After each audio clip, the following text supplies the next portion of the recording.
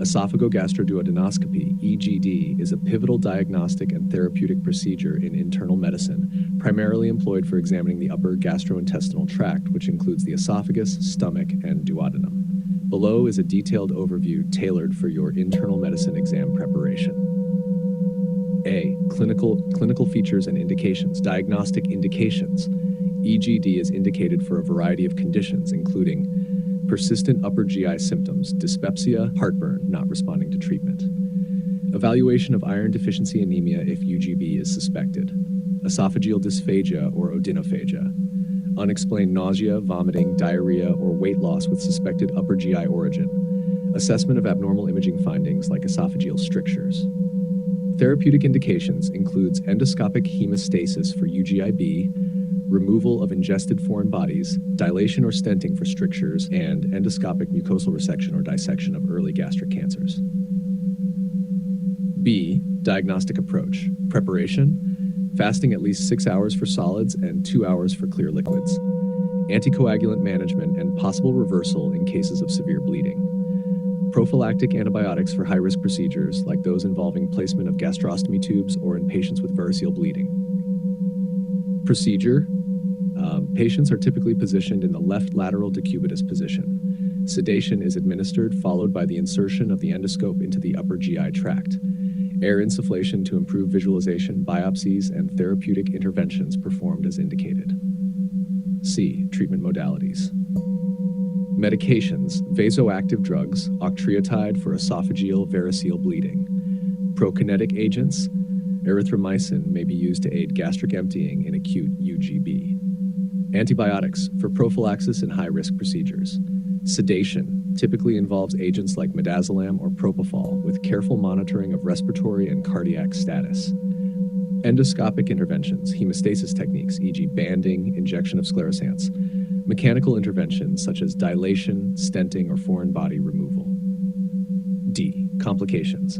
Common complications include minor bleeding and sore throat, while serious risks involve esophageal perforation, aspiration pneumonia, and bacteremia.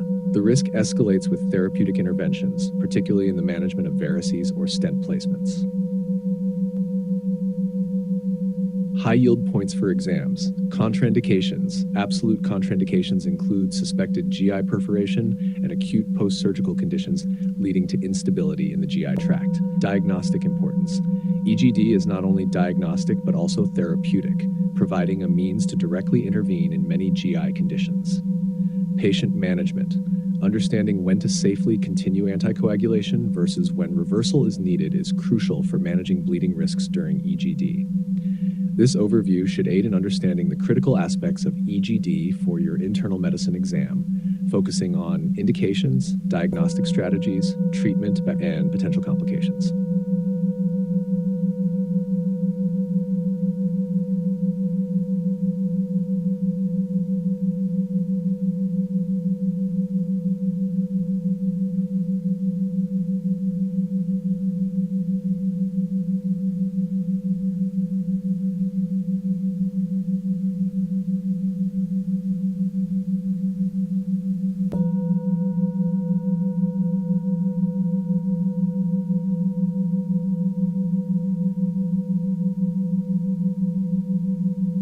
Upper gastrointestinal endoscopy, EGD, indications and patient preparation. A. Indications. 1. Diagnostic indications, evaluation of symptoms, persistent upper GI symptoms such as dyspepsia and heartburn, unresponsive to standard treatments, idiopathic nausea and vomiting, and unexplained upper abdominal pain. Dysphagia and odonophagia, difficulty swallowing or painful swallowing, suggesting esophageal disorders. Iron deficiency anemia, suspected upper GI bleeding as a possible cause. Abnormal imaging results, findings such as esophageal or gastric strictures, abnormal masses, or mucosal changes. Gastrointestinal bleeding, active or recent upper GI bleeding, including assessment of esophageal varices. Unexplained diarrhea, suspected upper GI sources like celiac disease or other malabsorptive disorders. 2. Therapeutic indications, bleeding control, endoscopic hemostasis for conditions like peptic ulcers or variceal bleeding. Foreign body removal, including food bolus impaction. Stricture management, dilation or stenting for esophageal strictures or achalasia. Early cancer management, endoscopic mucosal resection or submucosal dissection for early stage cancers. Feeding tube placement, placement of gastrostomy or jejunostomy tubes.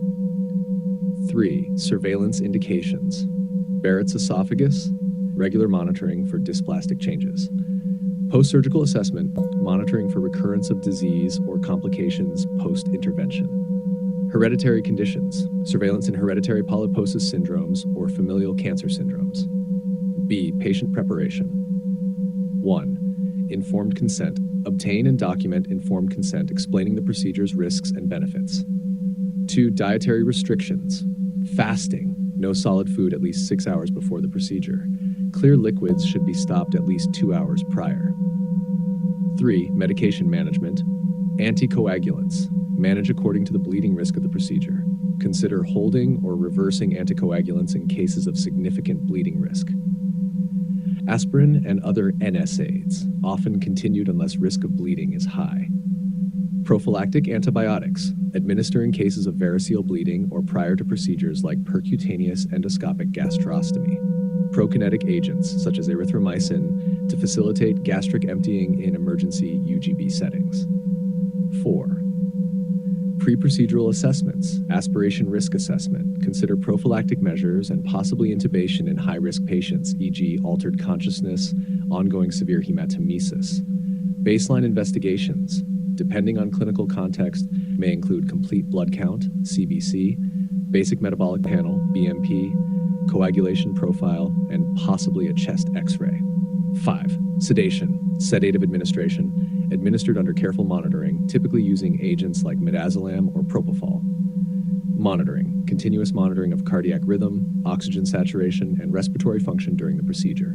This structured approach ensures that patients undergoing upper GI endoscopy are optimally prepared and managed, minimizing risks and improving diagnostic and therapeutic outcomes.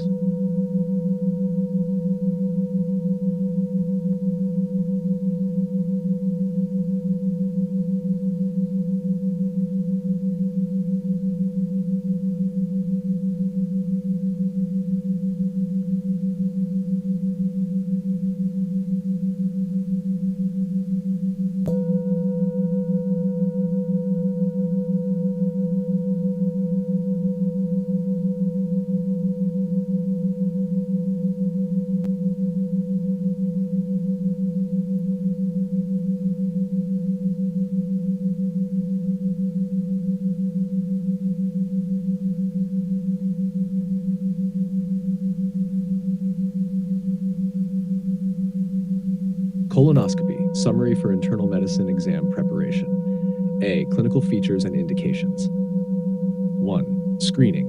Colorectal cancer, CRC. Routine screening for CRC in adults starting at age 45 or earlier based on risk factors, family history, genetic predispositions. 2. Diagnostic. Symptomatic indications. Suspected lower GI bleeding evidenced by hematochezia, positive fecal occult blood test, or iron deficiency anemia. Abnormal imaging, such as an apple core lesion on barium enema suggesting a possible malignancy. Chronic diarrhea, unexplained chronic diarrhea warranting evaluation for conditions like inflammatory bowel disease or colorectal cancer. 3. Therapeutic, endoscopic hemostasis, managing active bleeding sites within the lower GI tract. Polyp removal, endoscopic mucosal resection or ablation for polyps or early stage tumors. Decompression for conditions like sigmoid volvulus or acute megacolon. Stir 4. Surveillance. Follow-up in patients with a history of colorectal polyps, CRC, or chronic conditions such as IBD. B. Contraindications. 1. Absolute contraindications. GI perforation. Known or suspected perforation is a direct contraindication. Inability to cooperate, including cases where informed consent cannot be obtained. 2. Relative contraindications. Acute diverticulitis and fulminant colitis due to increased risk of perforation. Toxic megacolon, typically seen in severe inflammatory conditions like ulcerative colitis. C. Preparation. 1. Bowel preparation. Agents. Polyethylene glycol, high-volume 4L or low-volume 2L with an adjunct like ascorbate, particularly suitable for patients with renal, hepatic, or cardiac conditions. Magnesium citrate with sodium picosulfate, not suitable for patients with severe kidney disease or heart failure due to magnesium content. Medication management. Anticoagulants. Warfarin may be continued. Direct oral anticoagulants, DOACs, may need to be held depending on thrombosis risk. Antiplatelet therapy. Aspirin for secondary prevention is usually continued. However, ADP receptor antagonists might be paused in dual therapy scenarios. 3. Pre-procedural assessments. Consider basic metabolic panel, BMP, complete blood count, CBC, and coagulation studies, especially in patients with significant comorbidities or active bleeding. D. Procedure application. 1. Positioning and monitoring. Patients are typically placed in the left lateral decubitus position with continuous cardiac and oxygen saturation monitoring. 2. Sedation and performance. Sedatives such as midazolam or propofol are used under close monitoring. A digital rectal examination, DRE, is performed before the scope insertion. Pers 3. Observations and interventions. Advance the scope to the cecum, inspecting the mucosa thoroughly. Biopsies and interventions like polypectomy are performed as needed. E. Complications. 1. Common, minor bleeding or post-polypectomy syndrome, abdominal discomfort due to air insufflation. 2. Serious, colonic perforation or severe bleeding, sedation-related complications such as respiratory depression. This structured approach covers the essential aspects of colonoscopy for your internal medicine exam, highlighting the key points in patient management, procedural specifics, and potential complications.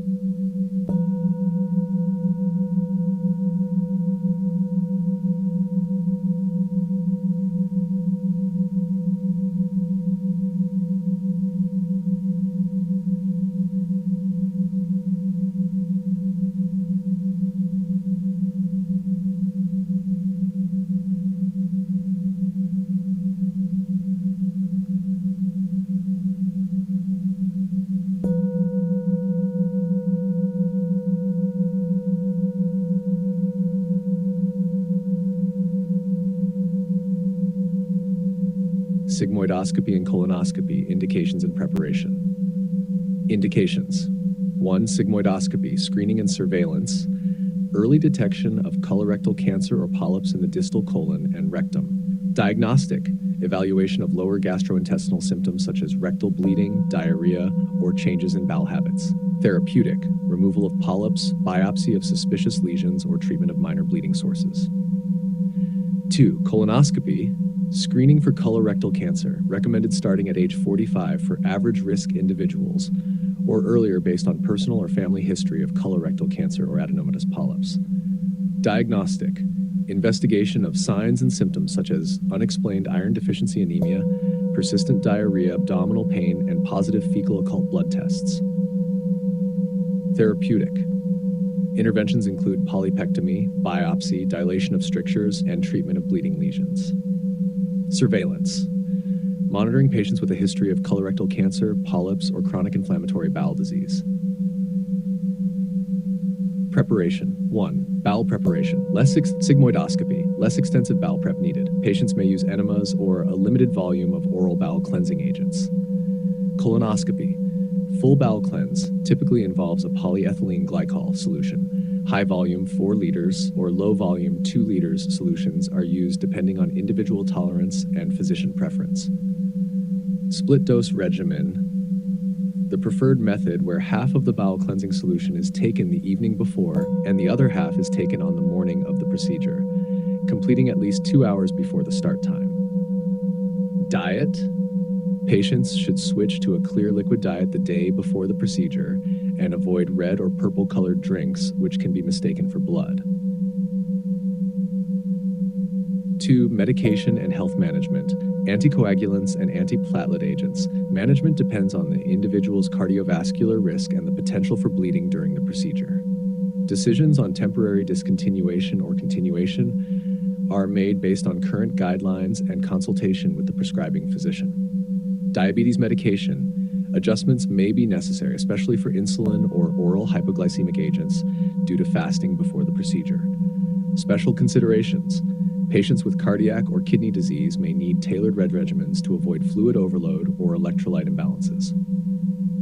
3. Pre-procedural assessments. Consent. Informed consent must be obtained after discussing the risks and benefits of the procedure. Preoperative checks.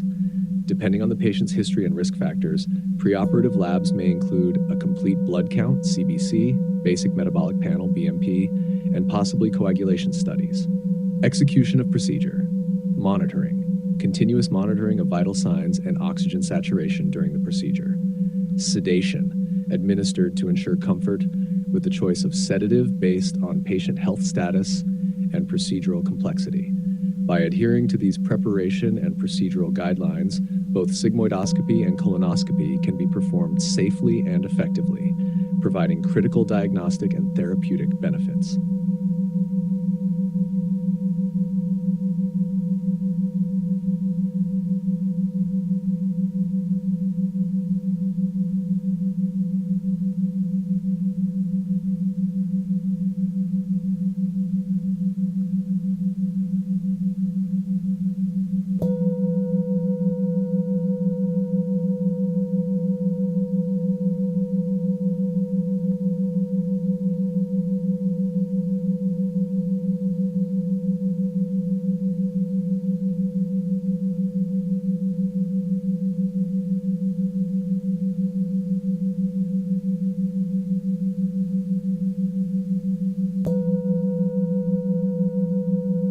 Gastroesophageal reflux disease, GERD, summary for internal medicine exam. A. Clinical features and indications. 1. Typical symptoms: heartburn, retrosternal burning pain, worsens with lying down and after meals, regurgitation, sensation of acid or food backing up into the throat or mouth. 2. Atypical and extraesophageal symptoms: respiratory, cough, asthma, laryngitis, otolaryngological, hoarseness, throat clearing, dental erosion due to chronic exposure to stomach acid. 3. Red flags requiring prompt evaluation: dysphagia or odonophagia, GI bleeding, hematemesis or melena, unintentional weight loss, anemia. B. Pathophysiology, mechanism, primarily due to transient relaxation of the lower esophageal sphincter, which allows gastric contents to reflux into the esophagus, causing mucosal damage. Risk factors: obesity, smoking, dietary factors, caffeine, alcohol, hiatal hernia. C. Diagnostics. C1. Empirical treatment response. Trial of proton pump inhibitors, PPIs. Improvement of symptoms on PPIs supports a presumptive diagnosis of GERD. 2. Endoscopic evaluation, EGD, indicated in the presence of red flags, severe or refractory symptoms, or for screening in patients with chronic symptoms, plus risk factors for Barrett's esophagus. Findings: erosive esophagitis, Barrett's esophagus, or normal mucosa, non-erosive reflux disease, NERD. 3. Esophageal pH monitoring, indicated for ambiguous cases or when symptoms persist despite treatment. Purpose: measures acid exposure in the esophagus over a 24 to 48 hour period, correlating acid reflux episodes with symptoms. 4. Other diagnostic tools: barium swallow to evaluate for structural abnormalities. Esophageal manometry for assessing esophageal motility, particularly in cases of dysphagia or suspected motility disorders. D. Management. 1. Lifestyle modifications, dietary changes, avoid trigger foods, eat smaller meals, avoid eating close to bedtime, elevation of head of bed, recommended for nocturnal symptoms, weight loss advised for overweight patients. Pharmacological treatment: PPIs, e.g. omeprazole, esomeprazole, pantoprazole. Initial standard dose for 8 weeks. H2 receptor antagonists, e.g. ranitidine, famotidine, used if PPIs are contraindicated or as add-on therapy. Antacids for rapid symptomatic relief.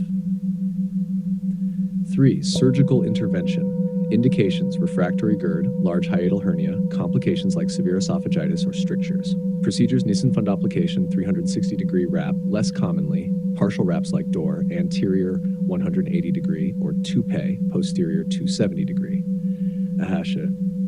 Complications. Barrett's esophagus, specialized intestinal metaplasia that increases the risk for esophageal adenocarcinoma, requires surveillance with endoscopy and biopsy. Esophageal strictures, chronic inflammation leading to narrowing of the esophagus, requiring dilation. High yield points for exam: understanding the interplay between LES dysfunction and risk factors is key to diagnosing GERD. Empirical treatment with PPIs is a practical initial approach to suspected GERD. Barrett's esophagus is a critical condition to identify due to its malignant potential, necessitating routine surveillance.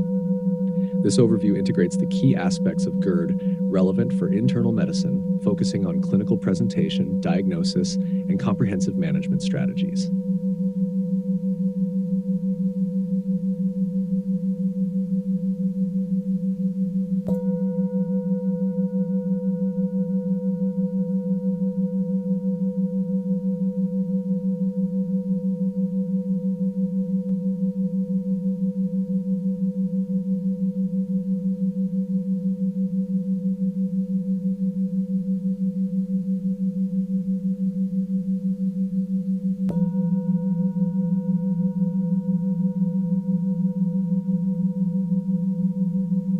Gastroesophageal reflux disease, GERD, comprehensive guide for medical professionals. A. Characteristic symptoms and pathophysiology. Symptoms: heartburn, a burning sensation behind the breastbone, typically after eating, which might be worse at night or when lying down. Regurgitation, a sour or bitter tasting acid backing up into the throat or mouth. Dysphagia, difficulty swallowing, feeling like food is stuck in the throat. Extraesophageal manifestations, including cough, asthma, dental erosion, and laryngitis due to acid reflux into the throat and lungs. Pathophysiology, GERD occurs due to the inappropriate relaxation of the lower esophageal sphincter, LES, allowing gastric contents to rise up into the esophagus. Contributing factors include hiatal hernia, obesity, diet, fatty foods, coffee, alcohol, medications, anticholinergics, beta agonists, and lifestyle, smoking, eating before bedtime. B. Clinical presentation and diagnosis. Diagnosis: empirical therapy, response to proton pump inhibitors, PPIs, can be diagnostic in patients without alarming symptoms. Endoscopy, EGD, recommended for patients with dysphagia, bleeding, anemia, or weight loss, and for screening patients with long-term reflux symptoms for Barrett's esophagus. 24-hour pH monitoring, considered the gold standard for diagnosing GERD when endoscopy is non-diagnostic. It measures the frequency and duration of acid reflux episodes. Esophageal manometry, used to measure the function of the LES and the esophageal body, particularly in those with dysphagia or prior to anti-reflux surgery. C. Treatment: lifestyle modifications. Elevate head of the bed, avoid late meals, weight loss, and dietary adjustments to exclude trigger foods like chocolate, caffeine, and spicy foods. Pharmacological treatment: proton pump inhibitors, PPIs, such as omeprazole, pantoprazole, or esomeprazole, are the first-line treatment, significantly reducing acid production. H2 receptor antagonists, like ranitidine or famotidine, can be used for milder symptoms or as add-on therapy. Antacids, for immediate symptom relief. Surgical treatment: fundoplication. Surgical enhancement of the LES function is considered in refractory cases or those with a hiatal hernia. D. Prognosis. With appropriate management, most patients achieve symptom control and healing of esophagitis. Long-term risks include the development of Barrett's esophagus and esophageal adenocarcinoma, particularly in patients with chronic untreated symptoms. Key points for examination and clinical practice. Always consider GERD in patients with chronic heartburn and regurgitation, especially if symptoms are exacerbated by known triggers. Initial management with lifestyle changes and PPI therapy is effective for most patients. Monitor patients on long-term PPI therapy for potential side effects, including increased risk of bone fractures, kidney disease, and nutritional deficiencies, magnesium, vitamin B12. Periodic surveillance with endoscopy is recommended for patients with Barrett's esophagus due to the increased risk of progression to cancer. This structured guide provides a comprehensive overview of GERD, focusing on the symptoms, diagnosis, treatment, and prognosis relevant to medical and dental professionals, supporting both exam preparation and clinical decision-making.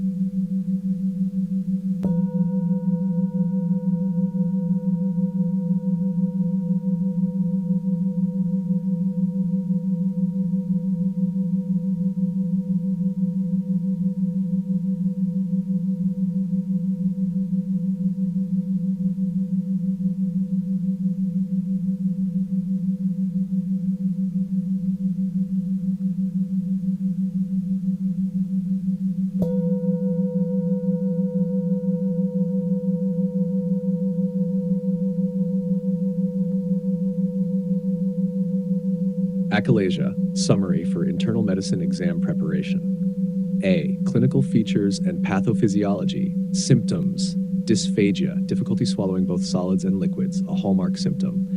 Regurgitation of undigested food or saliva not influenced by gravity, hence can occur even when lying down. Chest pain, retrosternal discomfort or pain which can mimic angina. Weight loss due to eating difficulties. Pathophysiology, failure of less relaxation due to the degeneration of inhibitory ganglion cells in the myenteric plexus, leading to unopposed excitation of the LES. Aperistalsis, absence of normal esophageal peristalsis, contributing to difficulty in food passage. B. Diagnosis, esophageal manometry, gold standard, confirms the diagnosis by showing elevated LES pressure, incomplete LES relaxation, and lack of peristalsis in the esophageal body. Barium swallow, tapering at the LES with proximal esophageal dilation. Delayed barium emptying demonstrates retention of barium in the esophagus. Endoscopy, rule out pseudoachalasia, especially important to differentiate from malignancies mimicking achalasia. Findings may show dilated esophagus with retained food saliva without significant mucosal damage. C. Differential diagnosis. Esophageal cancer can present similarly but typically shows mucosal irregularities or masses. Esophageal strictures and rings, usually present with progressive dysphagia for solids more than liquids. Gastroesophageal reflux disease often presents with heartburn and regurgitation influenced by posture. D. Treatment. Pneumatic dilation, first line in many cases, involves radial stretching and tearing of the LES muscle fibers. Complications, risk of esophageal perforation, 2%. Heller myotomy, surgical option, longitudinal cutting of the muscle fibers of the LES to reduce pressure. Often performed laparoscopically and may be combined with a partial fundoplication to prevent postoperative reflux. Peroral endoscopic myotomy, PEM, endoscopic approach, increasingly preferred for its less invasive nature and good outcomes.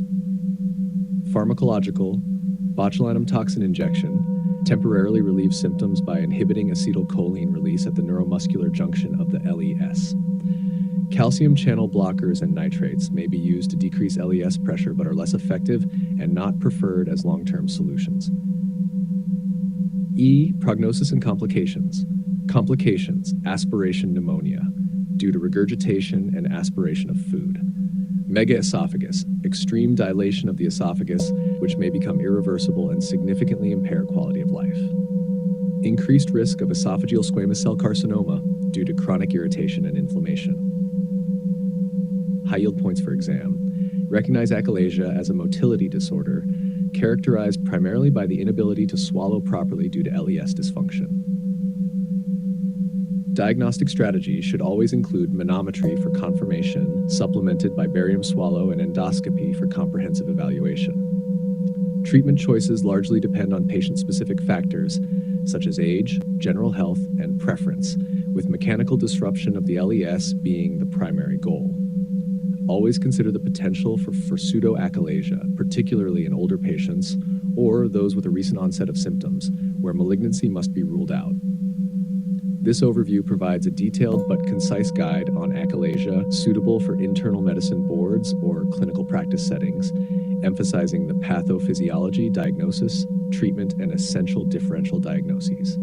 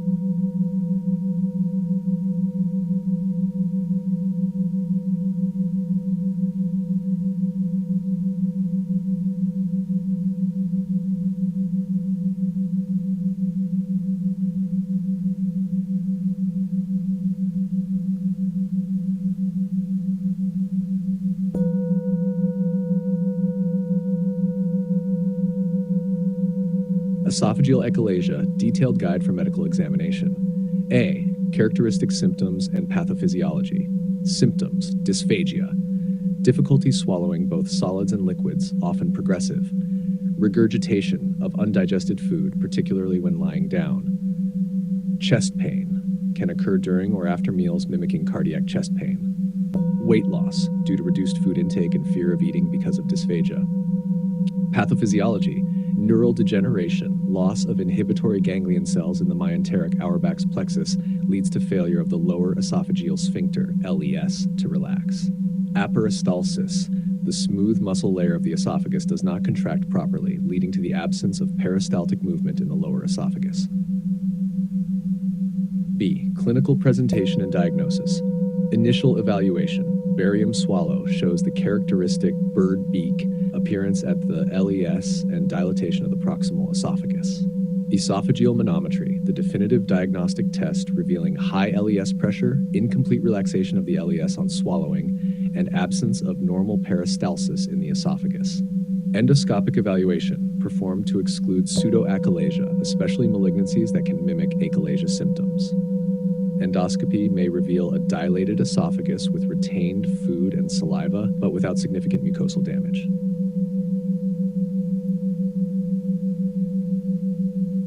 C. Treatment. Therapeutic options. Pneumatic dilation. First-line treatment for many patients involves forceful dilation of the LES using a balloon, which disrupts the muscle fibers and reduces LES pressure. Heller myotomy, surgical procedure where the muscles of the LES are cut, allowing the sphincter to relax. It's often combined with a partial fundoplication to prevent postoperative gastroesophageal reflux. Peroral endoscopic myotomy, a less invasive endoscopic approach that involves creating a myotomy of the LES and part of the gastric cardia via an internal incision in the esophageal mucosa. Pharmacologic management, less commonly used due to moderate efficacy, but includes botulinum toxin injection, causes temporary paralysis of the LES muscles, reducing pressure and improving symptoms. Calcium channel blockers, such as nifedipine, used to reduce LES pressure, helpful particularly in patients not suitable for surgery or dilation.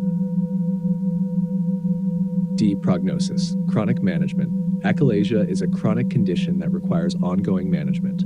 Pneumatic dilation may need to be repeated, and surgical options have their specific risks and benefits.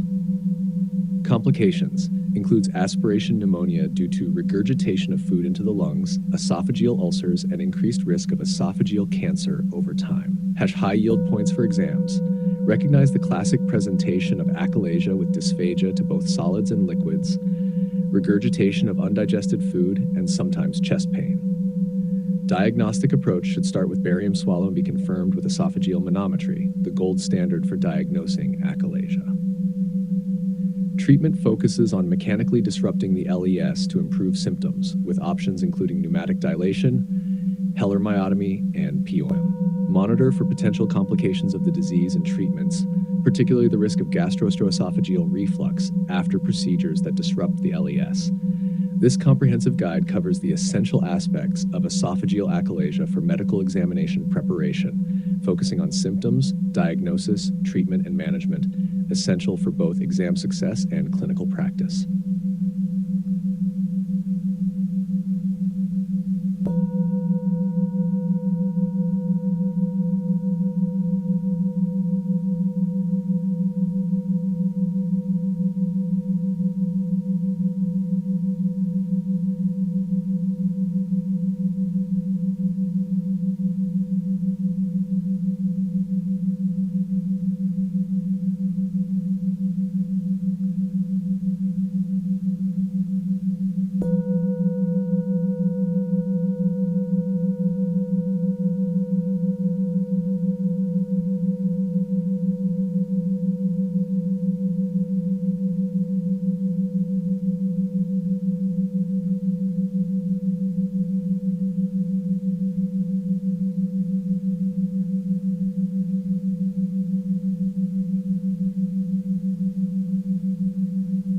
Hiatal hernia, summary for internal medicine exam preparation. A. Clinical features and pathophysiology. Definition. A hiatal hernia occurs when a part of the stomach or other abdominal contents protrudes through the esophageal hiatus of the diaphragm into the thoracic cavity.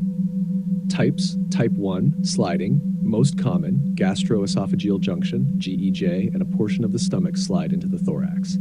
Type 2, paraesophageal.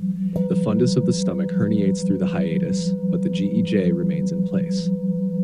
Type 3, mixed. Features of both types 1 and 2, both the GEJ and parts of the stomach herniate. Type 4, complex. Involves herniation of other abdominal organs such as the spleen, colon, or small intestine alongside the stomach. Pathophysiology. Weakening of the phrenoesophageal ligament and diaphragmatic crura, often due to increased intra-abdominal pressure from obesity, chronic cough, or pregnancy, leads to herniation. B. Clinical presentation and diagnosis. Symptoms. Type 1. Often asymptomatic or presents with symptoms of gastroesophageal reflux disease, such as heartburn and regurgitation. Type 2 and 3 may cause episodic dysphagia, chest pain, and symptoms of gastric obstruction like bloating and abdominal pain. Type 4, symptoms depend on the organs herniated but can include severe abdominal pain and signs of bowel obstruction. Diagnosis: barium swallow X-ray, highly sensitive, showing the hernia with possible bird beak appearance for sliding hernias. Upper endoscopy, EGD, useful for assessing the size of the hernia, the condition of the mucosa, and for ruling out complications like Barrett's esophagus. Esophageal manometry, helpful in evaluating esophageal motility, particularly in patients with dysphagia. Occasionally used to delineate anatomy in complex hernias or pre-surgically. C. Treatment, medical management, proton pump inhibitors. Drugs like omeprazole, esomeprazole, and pantoprazole are used to manage GERD symptoms associated with hiatal hernias. Lifestyle modifications, weight loss, elevating the head of the bed, avoiding meals close to bedtime, and avoiding foods that trigger reflux. Surgical indicated for symptomatic type 2, 3, or 4 hernias or type 1 with refractory GERD. Techniques: laparoscopic Nissen fundoplication, the most common surgical procedure for type 1 hernias, where the fundus of the stomach is wrapped around the lower esophagus to reinforce the hiatoplasty, reinforcement of the hiatus with sutures, sometimes with mesh. Gastropexy, fixation of the stomach to prevent reherniation, often used in type 2 and 3 hernias. D. Complications. Type 1 complications, primarily from associated GERD, including esophagitis, stricture formation, and Barrett's esophagus. Type 2-4 complications. Risk of gastric volvulus, strangulation, and ischemia, necessitating urgent surgical intervention. High yield points for exams. Classification. Know the types of hiatal hernias and their anatomical differences. Symptoms. Connect the type of hernia with the likely clinical presentation. Diagnosis. Understand which diagnostic tool to use based on the clinical scenario. Treatment. Distinguish between when medical management is appropriate and when surgical intervention is indicated. This summary provides an integrated view of hiatal hernias for internal medicine exams, emphasizing crucial aspects of clinical presentation, diagnostics, treatment, and potential complications.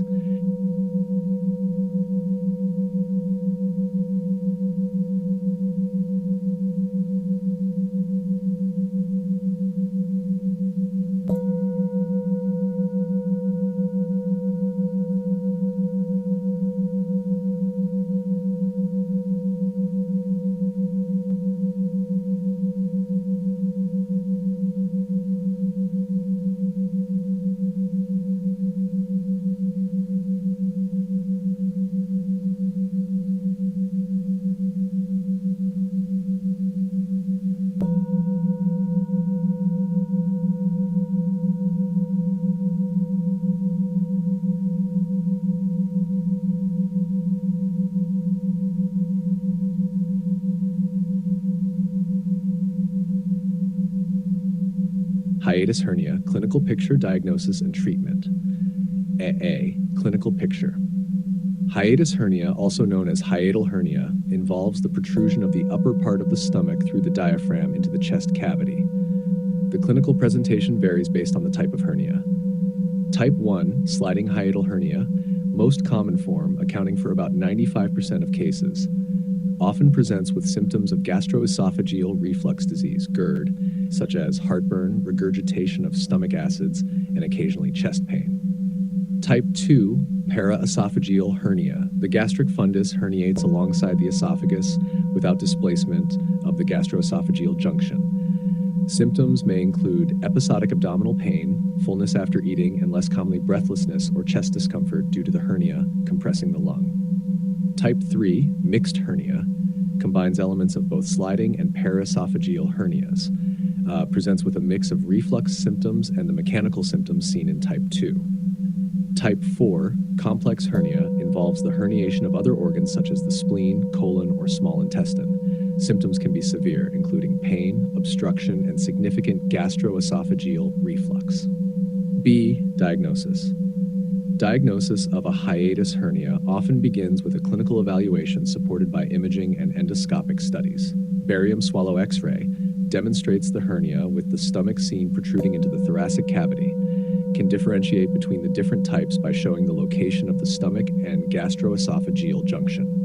Upper gastrointestinal endoscopy, EGD, allows direct visualization of the herniation. Useful for assessing the mucosa for signs of GERD, such as esophagitis, or complications like Barrett's esophagus. Esophageal manometry, performed to evaluate the function of the esophageal body and lower esophageal sphincter, particularly useful in patients with dysphagia or other motility symptoms. CT scan, occasionally used to provide detailed images of the hernia, especially in complex cases involving other organs. Treatment. Treatment options vary based on the hernia type and the severity of symptoms. Medical management, lifestyle modifications, including weight loss, diet changes, smaller frequent meals, avoiding bending or lying down after eating, and elevating the head of the bed.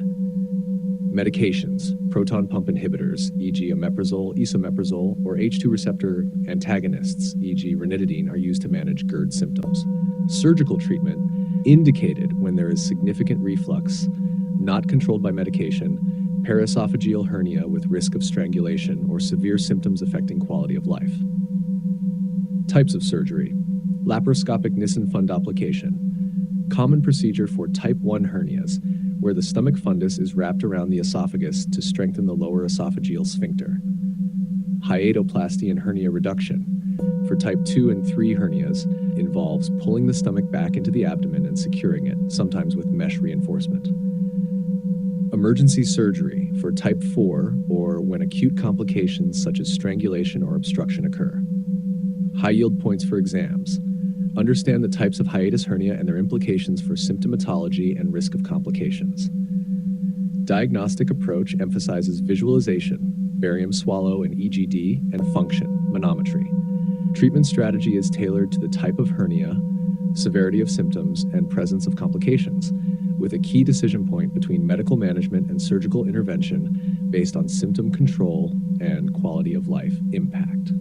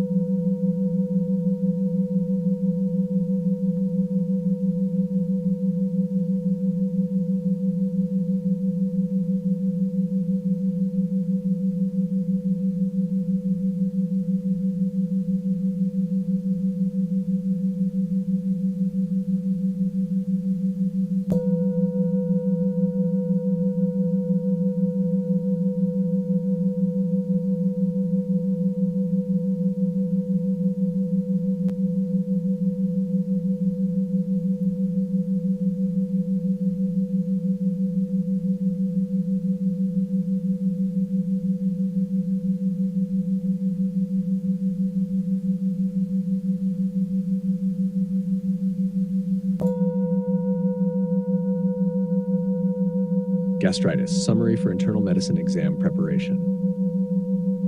A. Clinical features. Gastritis involves inflammation of the gastric mucosa and can manifest with a variety of symptoms depending on the severity and type of inflammation. Typical symptoms: dyspepsia, including epigastric pain or discomfort, bloating, and nausea, postprandial fullness, and early satiety. Atypical symptoms, suggestive of complications or specific causes: hematemesis, vomiting blood, or melena, black, tarry stools. Unintentional weight loss and progressive dysphagia, more concerning for malignancy. B. Etiology and classification. Common causes. Helicobacter pylori infection, most prevalent cause of chronic gastritis. NSAIDs and other medications, such as aspirin, which cause erosive gastritis due to mucosal damage. Alcohol consumption can lead to acute or chronic gastritis. Autoimmune gastritis typically leads to chronic atrophic gastritis. Classification. Acute gastritis, rapid onset, often due to direct irritants like drugs or alcohol. Chronic gastritis, slow development, can lead to atrophy of the stomach lining. Atrophic gastritis, chronic inflammation resulting in the loss of gastric glandular cells. Erosive gastritis, characterized by visible erosions and ulcers on endoscopy. C. Diagnosis, diagnostic approach, non-invasive testing for H. pylori, urea breath test, stool antigen test, or serology, though serology cannot distinguish past from current infection. Upper endoscopy, EGD, recommended in patients over 60 years or those with alarm symptoms like anemia, weight loss, or vomiting. It allows direct visualization and biopsy, which can distinguish between types of gastritis and identify complications like Barrett's esophagus or cancer. D. Treatment. Pharmacological treatment. H. pylori eradication typically involves a combination therapy of 2 antibiotics, e.g. clarithromycin, amoxicillin or metronidazole, and a proton pump inhibitor, PPI. PPIs, such as omeprazole or esomeprazole, used to reduce gastric acid secretion and promote mucosal healing. Antacids and H2 receptor antagonists provide symptomatic relief by neutralizing gastric acid or blocking histamine receptors on gastric parietal cells, respectively. Lifestyle modifications, dietary changes such as avoiding spicy foods, caffeine, and alcohol, quitting smoking, and reducing NSAID use if applicable. High yield points for exams. Understand the primary causes of gastritis and the importance of identifying H. pylori as a treatable etiology. Recognize the role of endoscopy in diagnosing gastritis, especially in patients with risk factors or alarm symptoms. Know the treatment regimens for H. pylori and the symptomatic management of gastritis. Be aware of the complications associated with gastritis, including the potential for gastric cancer in chronic cases, particularly with H. pylori or atrophic gastritis. This comprehensive summary emphasizes key aspects relevant to the diagnosis and management of gastritis, focusing on high-yield content for internal medicine exam preparation.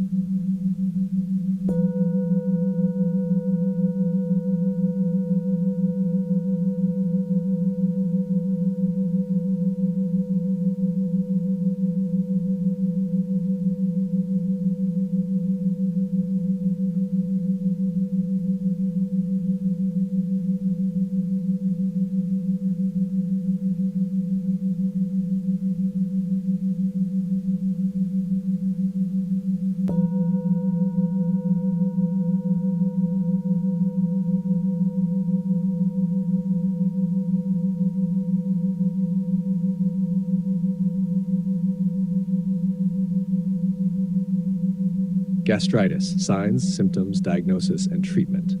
Overview. A. Signs and symptoms. Gastritis is characterized by inflammation of the stomach lining. Common symptoms include epigastric pain, often described as a burning or gnawing sensation. Dyspepsia includes bloating, early satiety, and indigestion. Nausea and vomiting can be accompanied by retching. Loss of appetite. Hematemesis, vomiting blood, or melena, black tarry stools, which indicate more severe disease. B. Diagnosis. The diagnostic approach to gastritis involves both clinical evaluation and specific tests. Clinical evaluation, based on symptomatology, especially in younger patients without alarm features such as weight loss, persistent vomiting, or evidence of gastrointestinal bleeding. Laboratory tests, H. pylori testing, non-invasive testing, urea breath test, fecal antigen test, or serological tests is typically performed first. Complete blood count, CBC, to check for anemia, which might suggest chronic bleeding. Endoscopic evaluation, upper endoscopy, EGD, indicated for patients with alarm features, those over age 60, or if initial treatment fails. Allows for direct visualization of the gastric mucosa and biopsies for histopathological examination. Biopsy during EGD, essential for detecting H. pylori, assessing the type of gastritis, and ruling out malignancy. C. Treatment. Treatment of gastritis depends on the underlying cause. H. pylori-associated gastritis, eradication therapy, combination of 2 antibiotics such as clarithromycin and amoxicillin or metronidazole, plus a proton pump inhibitor, PPI. Treatment effectiveness is confirmed with a follow-up H. pylori test. NSAID-induced gastritis, discontinuation of NSAIDs, if possible, switch to alternative pain management strategies. PI therapy, to reduce gastric acid secretion and promote mucosal healing. Stress-related erosive syndrome, prophylactic acid suppression in critically ill patients using H2 receptor antagonists or PPIs can prevent stress gastritis. Autoimmune gastritis, vitamin B12 supplementation, as this type can lead to B12 deficiency due to parietal cell damage. PPIs to manage symptoms and reduce gastric acid secretion. Diet and lifestyle modifications, dietary adjustments. Avoidance of spicy foods, alcohol, and smoking cessation can alleviate symptoms. Stress management, techniques such as meditation or counseling might be recommended. High yield points for exams. 1. Recognize common symptoms. Gastritis often presents with epigastric pain and dyspepsia. 2. Diagnosis strategy. First-line testing for H. pylori in symptomatic patients without alarm features. Endoscopy is reserved for specific indications. 3. Understand treatment based on etiology. Eradication of H. pylori in infected individuals, cessation of NSAIDs if implicated, and appropriate use of PPIs are foundational concepts. 4. Alarm features necessitate endoscopy. This includes signs of bleeding, age over 60, or symptoms unresponsive to initial treatment. This concise overview of gastritis provides the necessary information tailored for medical students and healthcare professionals, focusing on clinical presentation, diagnostic strategies, and evidence-based treatment approaches.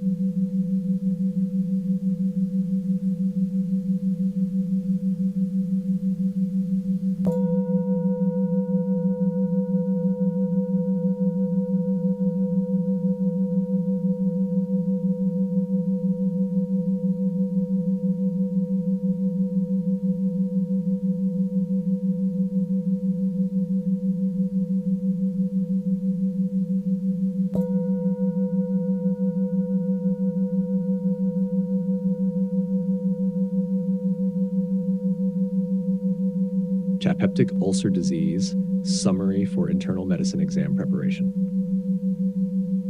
A. Clinical features. Peptic ulcer disease involves the formation of ulcers in the stomach, gastric ulcers, or the first part of the small intestine, duodenal ulcers. Key clinical features include epigastric pain, typically described as a burning or gnawing sensation, which may be relieved by eating, especially in duodenal ulcers, or worsen in gastric ulcers. Nocturnal pain, common with duodenal ulcers, waking the patient at night. Meal-related dyspepsia, discomfort that occurs 2 to 3 hours after meals. Bloating and early satiety. Complications include gastrointestinal bleeding, manifesting as hematemesis or melena, perforation, acute abdomen with rebound tenderness, and gastric outlet obstruction. B. Diagnosis.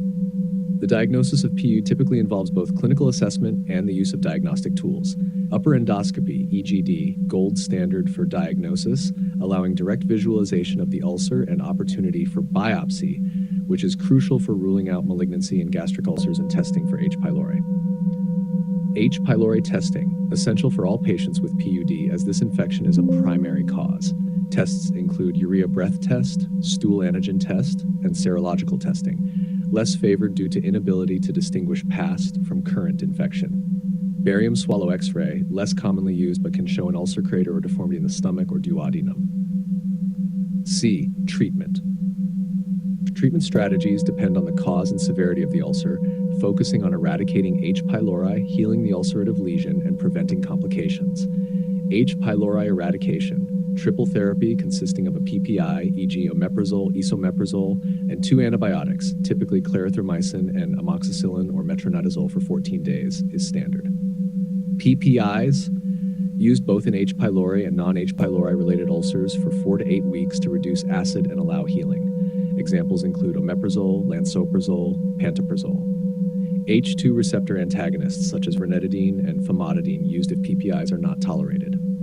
Antacids and sucralfate can be used for symptom relief and to promote ulcer healing. Discontinuation of NSAIDs, essential in NSAID-induced ulcers. If NSAIDs are necessary, co-prescription of a PPI is recommended to prevent recurrence. Bismuth subsalicylate can be added to therapy regimens for H. pylori to increase eradication rates and for its cytoprotective effects on the gastric mucosa. High yield points for exams. Understand the role of H. pylori. Knowing the importance of testing and eradication in the management of PUD is crucial. Differentiate between ulcer types. Recognize the differences in symptomatology and management between gastric and duodenal ulcers. Complications. Be aware of the signs of complications such as bleeding, perforation, and obstruction, which significantly influence the urgency and type of treatment. Pharmacology. Familiarity with drug names, mechanisms, and purposes in the context of PUD is essential for treatment and management discussions. This overview provides a structured and comprehensive guide to PUD tailored for internal medicine exam preparation, emphasizing critical aspects of the disease's clinical presentation, diagnostic approach, and treatment modalities.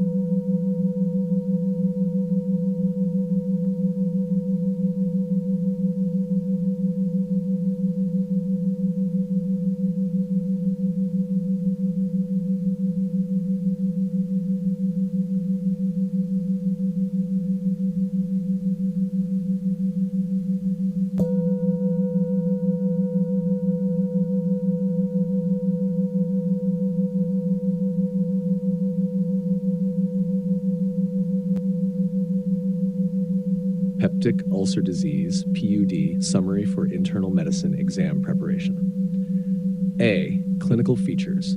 Peptic ulcer disease is characterized by ulcers in the stomach, gastric ulcers, or duodenum, duodenal ulcers, with key features including epigastric pain, often described as burning or gnawing, typically localized to the mid-upper abdomen. Meal-related pain variations, duodenal ulcers, pain typically occurs 2 to 3 hours post-meal and may improve with food intake. Gastric ulcers, pain may worsen with meals. Nocturnal pain, common in duodenal ulcers. Other symptoms, bloating, nausea, and in severe cases, symptoms of anemia or acute abdomen due to complications like bleeding or perforation. B. Diagnosis, non-invasive testing, H. pylori testing, urea breath test, stool antigen test, or blood serology. less preferred due to inability to distinguish current from past infection. Endoscopic assessment, EGD, recommended for patients over 60 years or those with alarm symptoms, e.g. weight loss, anemia, recurrent vomiting, allows direct visualization of the ulcer and biopsy for H. pylori testing and malignancy exclusion, especially for gastric ulcers. Additional tests: complete blood count, CBC, to check for anemia, fecal occult blood test if bleeding is suspected.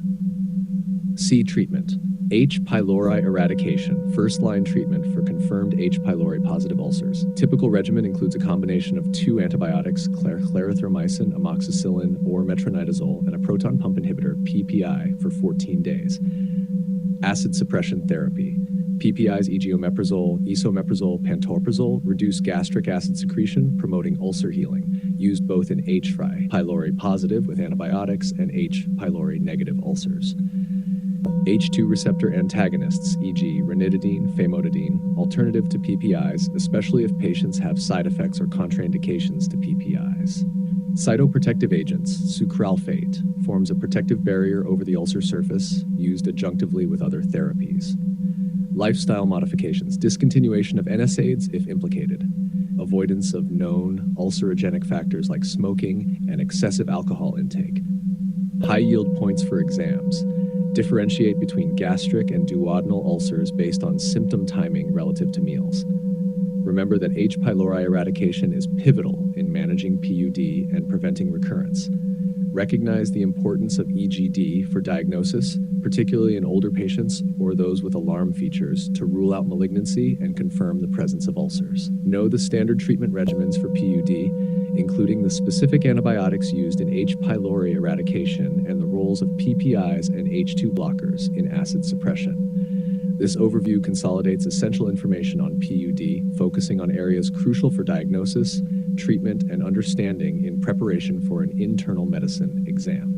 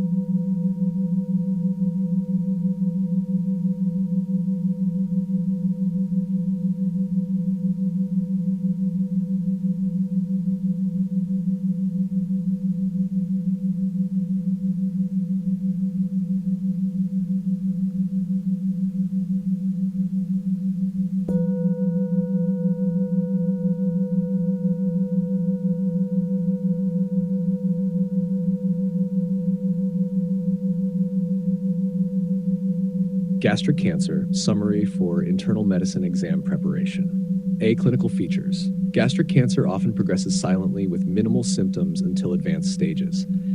Key clinical features include early stage, nonspecific symptoms such as dyspepsia, epigastric discomfort, and possibly mild nausea.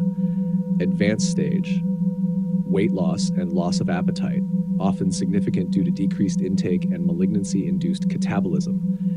Abdominal pain, generally in the epigastric area, which can worsen with meal intake. Gastrointestinal bleeding manifests as iron deficiency anemia, melena, or hematemesis. Metastatic signs include hepatomegaly, ascites, Virchow's node, left supraclavicular lymphadenopathy, and Sister Mary Joseph's nodule, periumbilical nodule. B. Diagnosis. Upper endoscopy EGD with biopsy is the cornerstone for diagnosing gastric cancer, allowing for direct visualization of the tumor and histological evaluation. Imaging for staging. CT scan of the abdomen and pelvis is critical for assessing local invasion and distant metastases. PET-CT and endoscopic ultrasound EUS can further define the extent of disease and are useful in staging and planning treatment. Laboratory tests check for anemia and other signs of chronic disease. Tumor markers, e.g. CEA, CA19-9, may assist in the assessment but are not specific or diagnostic. C. Treatment: localized disease, surgical resection, subtotal or total gastrectomy with lymph node dissection remains the primary curative treatment. Perioperative chemotherapy, often used to shrink the tumor preoperatively and eradicate microscopic metastatic disease postoperatively. Common drugs include fluoropyrimidines, e.g. fluorouracil or capecitabine, and platinum-based agents, e.g. cisplatin. Advanced disease: palliative chemotherapy for symptom relief and prolongation of life. Regimens similar to those used in the perioperative setting may be employed. Targeted therapies: trastuzumab for HER2-positive tumors and ramucirumab as a VEGF inhibitor. Palliative care, emphasizing quality of life and symptom management. High yield points for exams. Risk factors: recognize the importance of H. pylori in gastric carcinogenesis and other risk factors like diet, smoking, and genetic predisposition. Symptomatology: understand the progression from non-specific early symptoms to more definitive signs of advanced disease. Diagnostic pathway: emphasize the role of EGD with biopsy in diagnosis and the use of imaging in staging. Treatment paradigms: differentiate between curative surgical approaches and palliative care in advanced stages, along with the role of chemotherapy and targeted therapies. Prognostic factors: late diagnosis often leads to poor prognosis. Hence, early detection strategies are critical in high-risk populations. This summary provides a structured overview of gastric cancer, tailored to the needs of medical students preparing for internal exams, highlighting crucial aspects of epidemiology, presentation, diagnosis, treatment, and prognosis.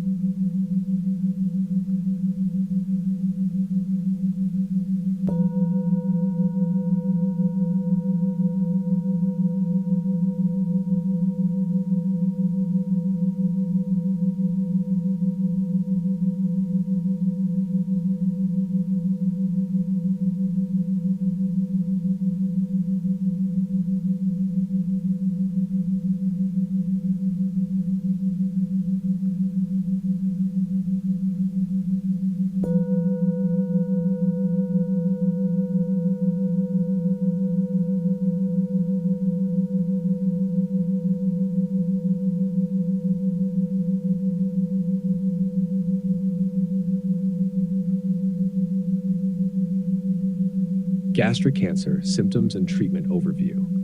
A. Symptoms. Gastric cancer symptoms vary and often appear late in the disease progression, making early detection challenging. Key symptoms include epigastric pain, discomfort or pain in the upper abdomen, often persistent and worsening with meal intake. Weight loss and anorexia. Significant unintentional weight loss and loss of appetite are common in advanced stages.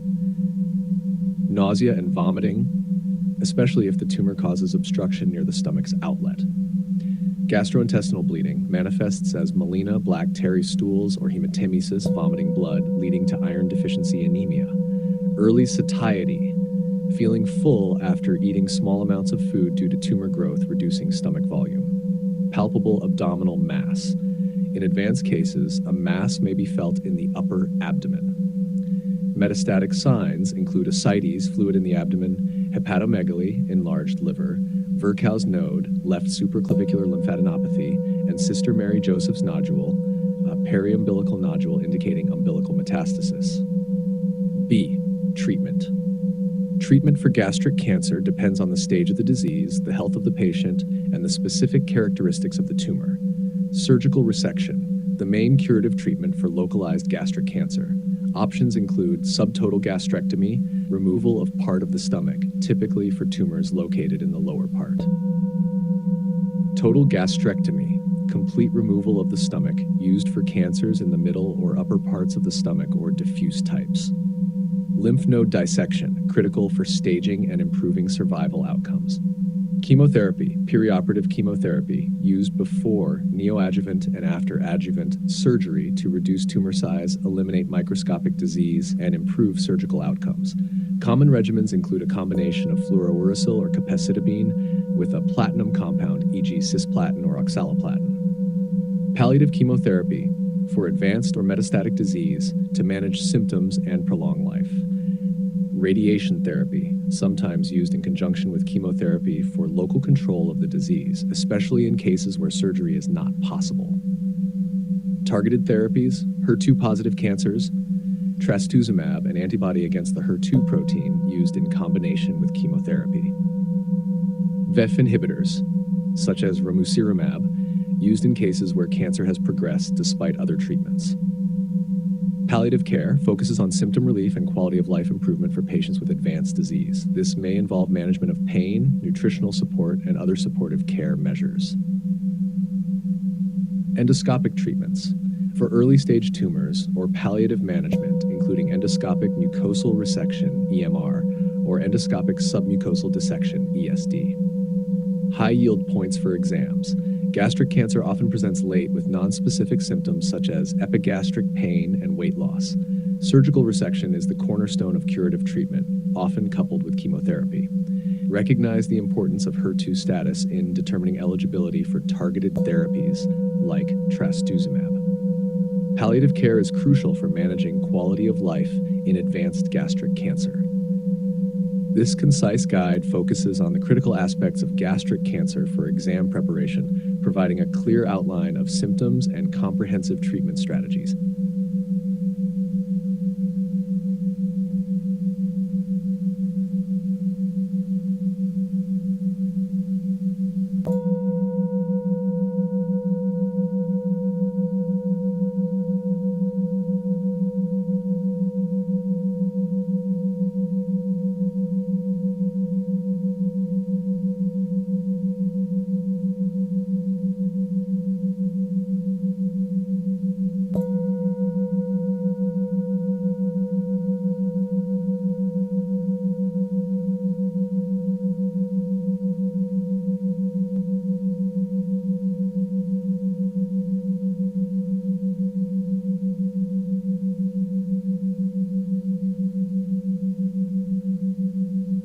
Ulcerative colitis, clinical features, diagnosis, and treatment overview. A. Clinical features, common symptoms, bloody diarrhea, abdominal pain, fecal urgency, and tenesmus. Extraintestinal symptoms, arthralgia, uveitis, erythema nodosum, and primary sclerosing cholangitis. Severity indicators, frequency of stool, presence of blood in stool, systemic symptoms like fever and weight loss. B. Diagnosis, endoscopy, essential for diagnosis. Findings may include continuous mucosal inflammation starting from the rectum with superficial ulcerations. Biopsy confirms inflammation and helps rule out infections or malignancy. Imaging, limited role but can be used for complications or extent of disease, CT/MRI. Lab tests, CBC, may show anemia or elevated WBC. CRP and ESR, elevated in active disease. Fecal calprotectin, elevated levels indicate mucosal inflammation. PANCA can be positive but is not diagnostic. Treatment, mild to moderate disease, 5-aminosalicylic acid, 5-ASA preparations like mesalamine. Severe disease, corticosteroids for acute flares, e.g. prednisone. Immunomodulators, azathioprine or 6-mercaptopurine for maintenance of remission. Biologics, TNF inhibitors, infliximab, adalimumab, integrin receptor antagonists, vedolizumab, or IL-12/23 inhibitors, ustekinumab, for refractory cases. Surgical treatment, total proctocolectomy with ileal pouch anal anastomosis, IPAA, for refractory disease or dysplasia. High yield points for exams, recognize the typical endoscopic appearance of ulcerative colitis with continuous inflammation and superficial ulcerations starting from the rectum. 5-ASA drugs are first line for mild to moderate ulcerative colitis, administered orally or as rectal formulations depending on the extent of disease. Systemic corticosteroids are used for acute severe flares, while biologics and immunomodulators are reserved for steroid refractory or dependent cases. Surgery is curative and considered in cases of refractory disease, dysplasia, or emergent complications like toxic megacolon. Regular surveillance colonoscopies are recommended due to an increased risk of colorectal cancer. This concise summary focuses on the essential aspects of ulcerative colitis relevant to internal medicine exams, providing a clear framework for clinical understanding and patient management strategies.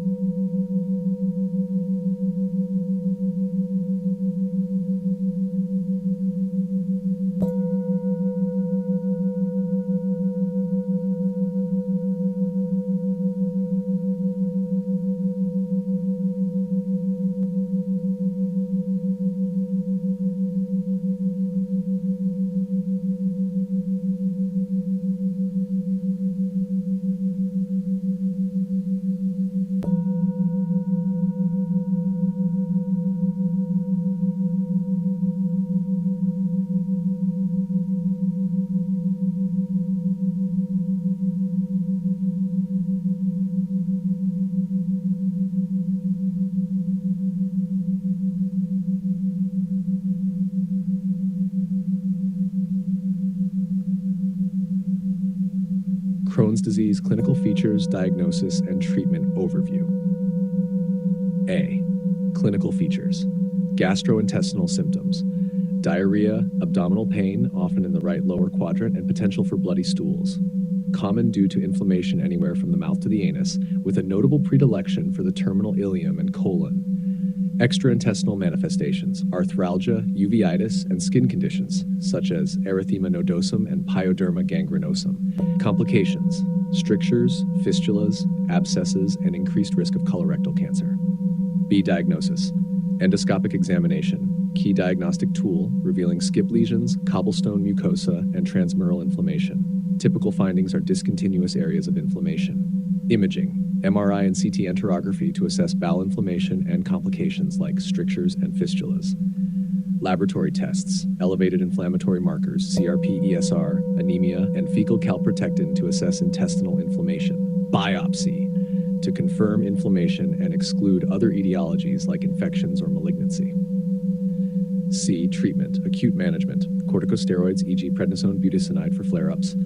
Maintenance therapy, immunomodulators, azathioprine, 6-mercaptopurine, and biologics, TNFi inhibitors like infliximab and adalimumab, or integrin receptor antagonists like vedolizumab. Surgery, often necessary due to complications or disease refractory to medical therapy, though not curative. High yield points for exams. Pathophysiology. Crohn's disease involves any part of the GI tract with a preference for the ileocolic region. It features transmural inflammation, which can lead to complications such as fistulas and abscesses. Diagnostic features. Endoscopic findings of skip lesions and cobblestone appearance are characteristic. MRI or CT enterography is essential for evaluating disease extent and complications. Treatment.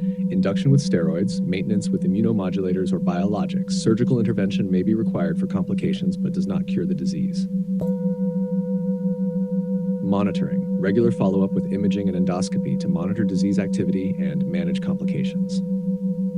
This comprehensive summary focuses on the essential aspects of Crohn's disease relevant to internal medicine exams, providing a clear framework for understanding the pathophysiology, clinical manifestations, diagnostic approaches, and treatment strategies.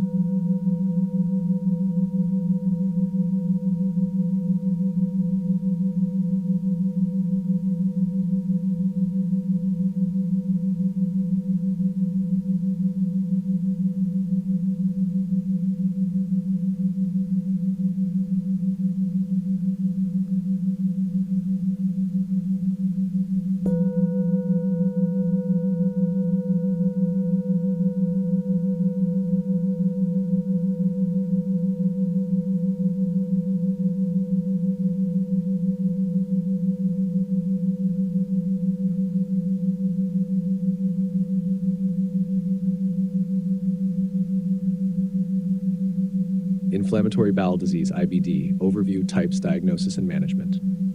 A. Types of IBD. 1. Crohn's disease, CD, affects any part of the gastrointestinal tract from the mouth to the anus, characterized by skip lesions and transmural inflammation. Common symptoms include diarrhea, abdominal pain, and weight loss. Complications can include strictures, fistulas, and increased risk of colorectal cancer. 2. Ulcerative colitis, UC, primarily affects the colon and rectum, manifests as continuous mucosal inflammation starting from the rectum and extending proximally. Symptoms predominantly include bloody diarrhea, urgency, and abdominal pain. Risks include toxic megacolon and a significantly increased risk of colorectal cancer. B. Diagnosis. Endoscopic examination, central in diagnosing both CD and UC. UC shows continuous colonic involvement, while CD can show patchy, discontinuous inflammation. Imaging studies, CT or MRI enterography is more commonly used for CD to assess small bowel involvement. Ultrasound and X-rays are secondary options. Laboratory tests include CBC, CRP, ESR, and fecal calprotectin to assess inflammation. Specific antibody tests, Pienka for UC, ASCAE for CD, can help distinguish between the two types. Biopsy, necessary for confirming the diagnosis and assessing the extent of mucosal inflammation. C. Treatment, medical management. Mild to moderate IBD, 5-ASA derivatives such as mesalamine, used more commonly in UC. Moderate to severe disease includes corticosteroids for flare-ups and immunomodulators like azathioprine or 6-mercaptopurine. Biologic therapies, TNF inhibitors, integrin receptor antagonists are crucial for those who do not respond to traditional therapies. Surgical management. UC, proctocolectomy is curative. CD. Surgery is often required for complications, but is not curative and may involve resection of affected bowel segments or strictureplasty. Hair. D. Monitoring and long-term management. Regular monitoring through endoscopic assessments and imaging studies is essential to manage disease activity and detect complications. Screening for colorectal cancer is recommended starting 8 to 10 years after diagnosis in UC or CD with significant colonic involvement. Nutritional support and addressing extraintestinal manifestations such as arthritis and skin conditions are vital components of comprehensive care. High yield points for exams. Pathophysiology differences. UC is limited to the colon with superficial mucosal involvement, while CD can involve the entire thickness of the bowel wall and any part of the GI tract. Diagnostic clues. Continuous inflammation in UC versus skip lesions in CD. Transmural inflammation and fistula formation are more indicative of CD. Treatment strategies. Aimed at reducing inflammation, maintaining remission, and preventing complications. The choice of therapy is tailored based on disease severity and location. This detailed overview is essential for understanding the complex nature of IBD, providing a solid foundation for clinical practice and preparation for medical licensing exams.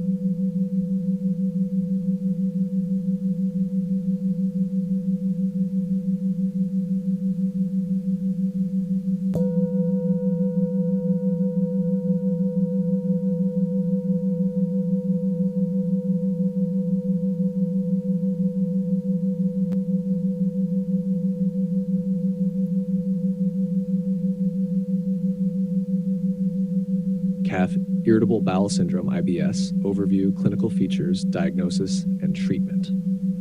A. Clinical features, symptoms, chronic abdominal pain, altered bowel habits, diarrhea, constipation or mixed, bloating and passage of mucus. Pain characteristics, related to defecation, changes in stool frequency or form.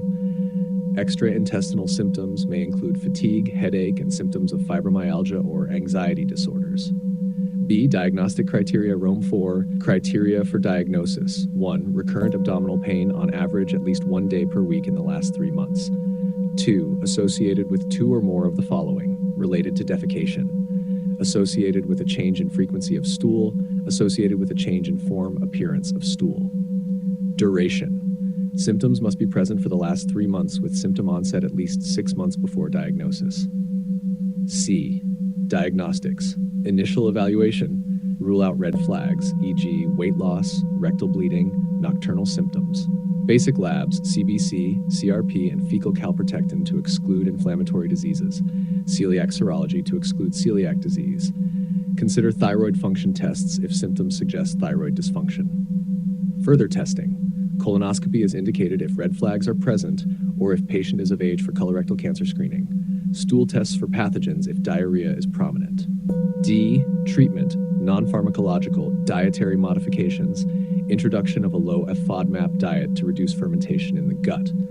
Psychological support, cognitive behavioral therapy, hypnotherapy, or psychoeducation depending on individual needs. Regular exercise and stress management techniques. Pharmacological, for diarrhea, IBS-D, loperamide for symptomatic relief, rifaximin for presumed bacterial overgrowth, allosetron restricted use due to side effects. For constipation, IBS-C, psyllium, fiber supplement, polyethylene glycol, lubiprostone, and lenaclotide, which are intestinal secretagogues that increase fluid secretion in the gut. For mixed symptoms, IBS-M, treatment based on predominant symptom, may require alternating use of medications for diarrhea and constipation. For pain, antispasmodics, e.g. dicyclomine, low-dose antidepressants, e.g. tricyclic antidepressants like amitriptyline, to help modulate pain perception. E. High-yield points for exams. IBS is a functional disorder. No structural abnormalities are found that explain symptoms. Diagnosis is largely clinical based on Rome 4 criteria and exclusion of other causes. Management is symptomatic, with a strong emphasis on diet, lifestyle modifications, and targeted use of medications. Communication is key. Effective patient-physician communication can greatly improve symptom management and patient satisfaction. This concise overview should help in preparing for questions on IBS for your internal medicine exam, focusing on diagnosis and management aligned with current understanding and guidelines.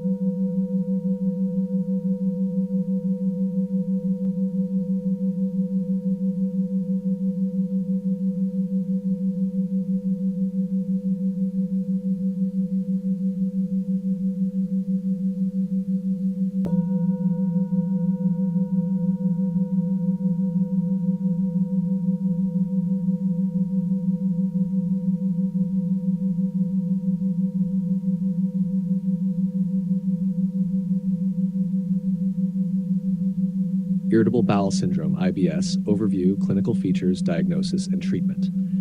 A. Clinical features, symptoms, chronic abdominal pain, altered bowel habits, diarrhea, constipation, or mixed, bloating, and passage of mucus. Pain characteristics, related to defecation, changes in stool frequency or form. Extraintestinal symptoms may include fatigue, headache, and symptoms of fibromyalgia or anxiety disorders. B. Diagnostic criteria, Rome 4, criteria for diagnosis. 1. Recurrent abdominal pain, on average, at least 1 day per week in the last 3 months. 2. Associated with 2 or more of the following: related to defecation, associated with a change in frequency of stool, associated with a change in form, appearance of stool. Duration. Symptoms must be present for the last 3 months with symptom onset at least 6 months before diagnosis. C. Diagnostics, initial evaluation. Rule out red flags, e.g. weight loss, rectal bleeding, nocturnal symptoms. Basic labs, CBC, CRP, and fecal calprotectin to exclude inflammatory diseases. Celiac serology to exclude celiac disease. Consider thyroid function tests if symptoms suggest thyroid dysfunction. Further testing. Colonoscopy is indicated if red flags are present or if patient is of age for colorectal cancer screening. Stool tests for pathogens if diarrhea is prominent. Treatment, non-pharmacological, dietary modifications, introduction of a low FODMAP diet to reduce fermentation in the gut, psychological support, cognitive behavioral therapy, hypnotherapy, or psychoeducation depending on individual needs. regular exercise and stress management techniques. Pharmacological, for diarrhea, IBS-D, loperamide for symptomatic relief, rifaximin for presumed bacterial overgrowth, elocitron, restricted use due to side effects. For constipation, IBS-C, psyllium, fiber supplement, polyethylene glycol, lubiprostone, and linaclotide, which are intestinal secretagogues that increase fluid secretion in the gut. For mixed symptoms, IBS-M, treatment based on predominant symptom may require alternating use of medications for diarrhea and constipation. For pain, antispasmodics, e.g. dicyclomine, low-dose antidepressants, e.g. tricyclic antidepressants like amitriptyline, to help modulate pain perception. High-yield points for exams. IBS is a functional disorder. No structural abnormalities are found that explain symptoms. Diagnosis is largely clinical, based on Rome 4 criteria and exclusion of other causes. Management is symptomatic, with a strong emphasis on diet, lifestyle modifications, and targeted use of medications. Communication is key. Effective patient-physician communication can greatly improve symptom management and patient satisfaction. This concise overview should help in preparing for questions on IBS for your internal medicine exam, focusing on diagnosis and management aligned with current understanding and guidelines.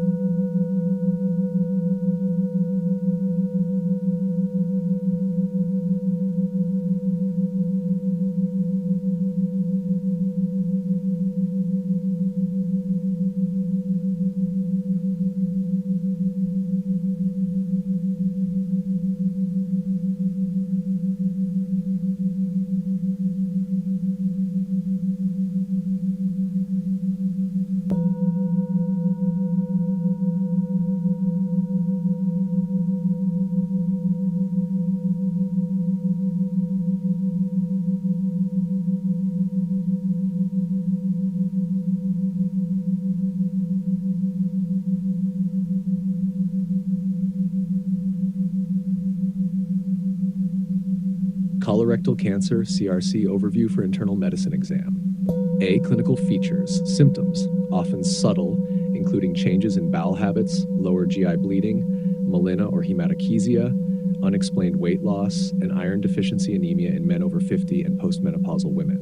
Location-specific symptoms, right-sided colon, occult bleeding, iron deficiency anemia, diarrhea, left-sided colon, changes in bowel habits, blood-streaked stools, colicky abdominal pain.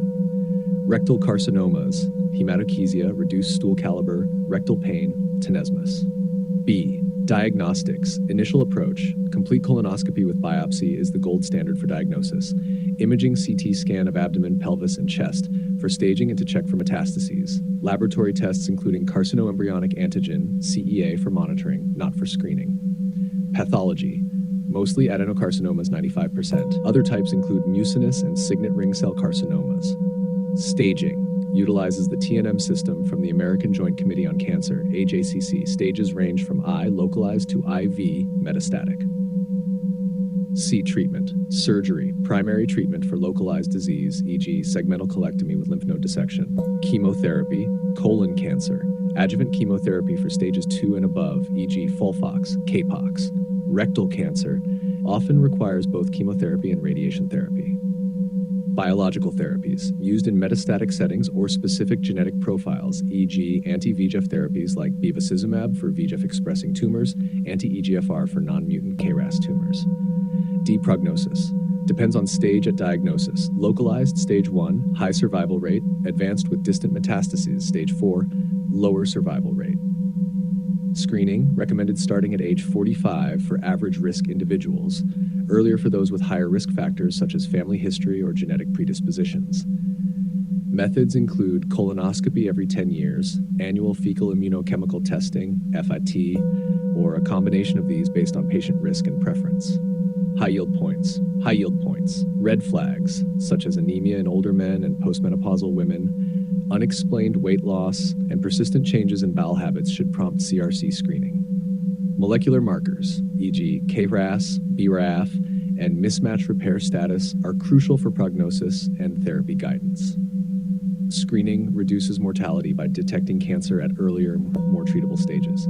This concise guide provides a structured overview for internal medicine exams, focusing on the critical aspects of CRC related to clinical features, diagnosis, treatment options, and screening recommendations.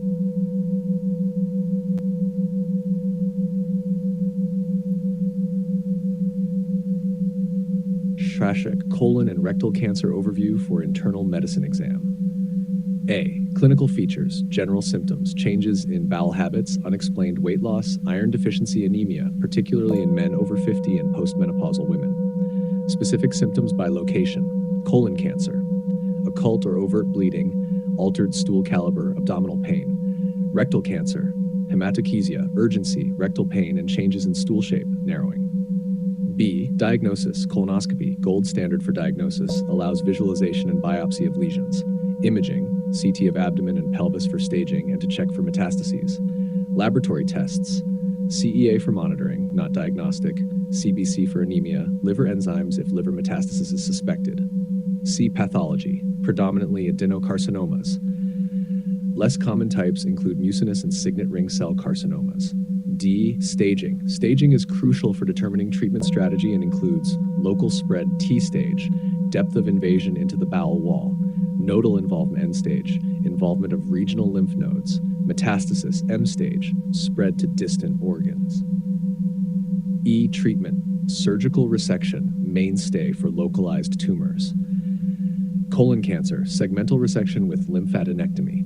Rectal cancer, depending on the segment involved, options include low anterior resection or abdominoperineal resection with total mesorectal excision. Chemotherapy, adjuvant for stages 2 and 3 to reduce recurrence risk, neoadjuvant in rectal cancer to shrink tumors preoperatively. Common regimens include Folfox, 5-FU, leucovorin, oxaliplatin, and Capox, capecitabine and oxaliplatin. Radiation therapy, primarily used in rectal cancer for local control and preoperative tumor reduction. Prognosis, strongly influenced by stage at diagnosis, localized disease, high cure rate with surgery alone, advanced disease, lower survival rates dependent on response to systemic treatments. G. Screening, average risk. Begin screening at age 45 with options including colonoscopy every 10 years or annual FIT. High risk. Individuals with a family history or genetic predispositions may start earlier or use more frequent screening protocols. High yield points. CEA monitoring, useful for assessing response to treatment and surveillance, but not for initial diagnosis. Importance of complete staging, essential for optimal treatment planning and prognostication. Screening saves lives. Early detection through routine screening significantly improves outcomes. This summary provides a structured and concise overview of colon and rectal cancers, highlighting essential information for an internal medicine exam, focusing on clinical manifestations, diagnostic strategies, treatment protocols, and screening recommendations.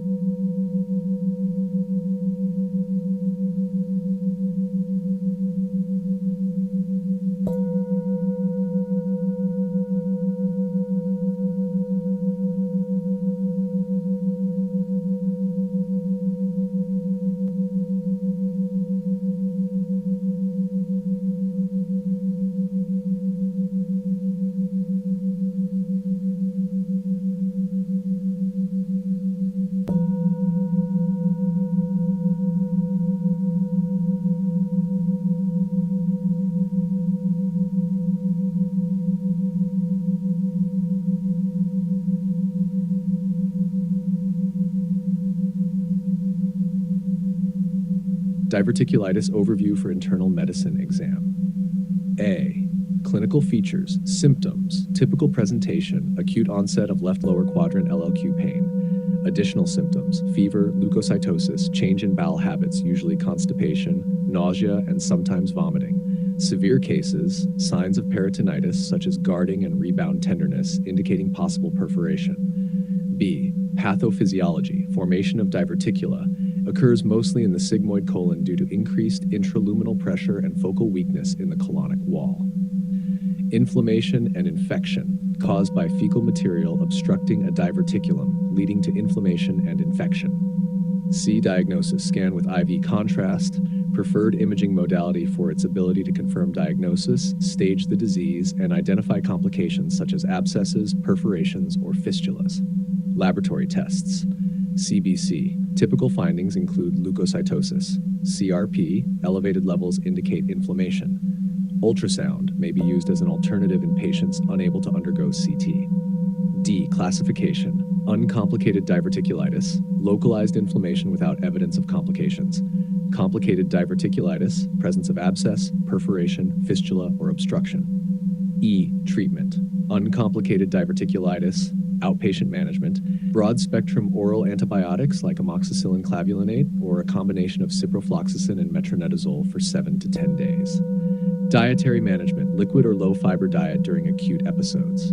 Complicated diverticulitis, hospitalization, required for IV antibiotics and possible surgical intervention. Surgery, indications include failure of medical management, large abscesses, like 4 centimeters, or generalized peritonitis. Options include percutaneous drainage of abscesses or segmental resection of the affected colon. F. Long-term management, elective surgery considered for patients with recurrent episodes of complicated diverticulitis or chronic symptoms. Diet and lifestyle adjustments. High-fiber diet and avoidance of nuts and seeds are traditionally recommended, though recent data suggest nuts and seeds do not increase risks. G. Prognosis. Good with treatment. However, approximately 20% of patients may experience recurrent episodes. H. High yield points. Symptom presentation. Always consider diverticulitis in adult presenting with LLQ pain and signs of infection. Imaging of choice. CT abdomen with IV contrast is critical for diagnosis and to assess for complications. Treatment decision.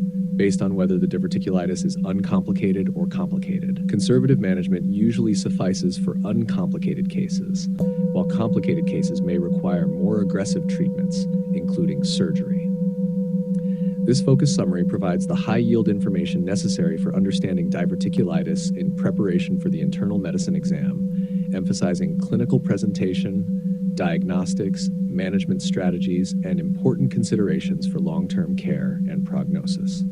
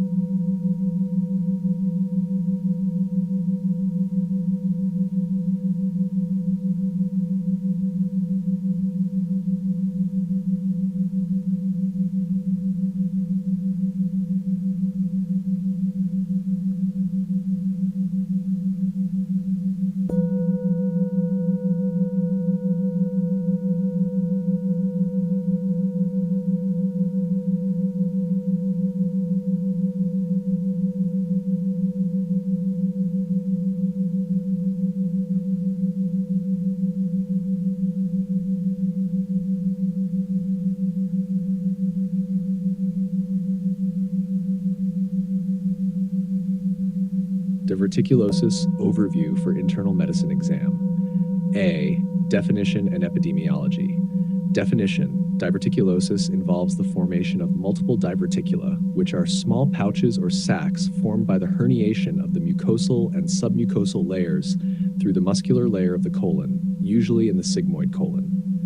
Epidemiology: common in older adults, with approximately 50% of individuals over 60 years having diverticulosis. Prevalence is higher in Western countries, often linked to low-fiber diets. B. Etiology: dietary factors. High-fat, low-fiber diet increases risk. Lifestyle factors: obesity, smoking, and low physical activity. Genetic connective tissue disorders. Conditions like Marfan syndrome and Ehlers-Danlos syndrome can predispose to diverticulosis. C. Pathophysiology. Formation. Diverticula form due to increased intraluminal pressure and weak spots in the colon wall where blood vessels penetrate, commonly occurring in the sigmoid colon. Diverticula types, true diverticula, involve all layers of the intestinal wall. Pseudodiverticula, most common, only involve the mucosa and submucosa. D. Clinical features, asymptomatic. Most cases are asymptomatic and discovered incidentally. Symptomatic cases can present with bloating, mild abdominal cramps, or altered bowel habits. E. Diagnosis, colonoscopy, diagnostic modality of choice for evaluation, especially in symptomatic cases or following an episode of diverticulitis to rule out malignancy. Alternative imaging, CT scan, useful in acute settings to rule out complications like diverticulitis. Barium enema, sensitive for detecting diverticulosis but less commonly used due to preference for colonoscopy. F. Management, asymptomatic diverticulosis. Focus on diet modifications to prevent progression or complications. High-fiber diets are recommended to decrease colonic transit time and reduce intraluminal pressure. Symptomatic diverticulosis. Treatment is unclear and often supportive. May include pain management and dietary adjustments. G. Complications. Diverticular bleeding. Common and can cause significant lower GI bleeding. Often self-limited but may require endoscopic intervention if persistent. Diverticulitis. Inflammation of diverticula leading to complications like abscesses, perforation, and fistulas. H. Prevention. Dietary modifications. High-fiber diet to reduce constipation and colonic pressure. Lifestyle changes. Encourage weight loss, increased physical activity, smoking cessation, and moderate alcohol consumption. High yield points. Incidental findings. Most diverticulosis cases are discovered incidentally during diagnostic evaluations for other conditions. Role of fiber. Increasing dietary fiber is key to management and prevention of complications. Surveillance. After an episode of complications like diverticulitis, a follow-up colonoscopy is indicated to rule out malignancy and reassess the extent of diverticulosis. This comprehensive overview addresses key elements needed for the internal medicine exam, focusing on the pathophysiology, clinical presentation, diagnostic approach, and management principles pertinent to diverticulosis.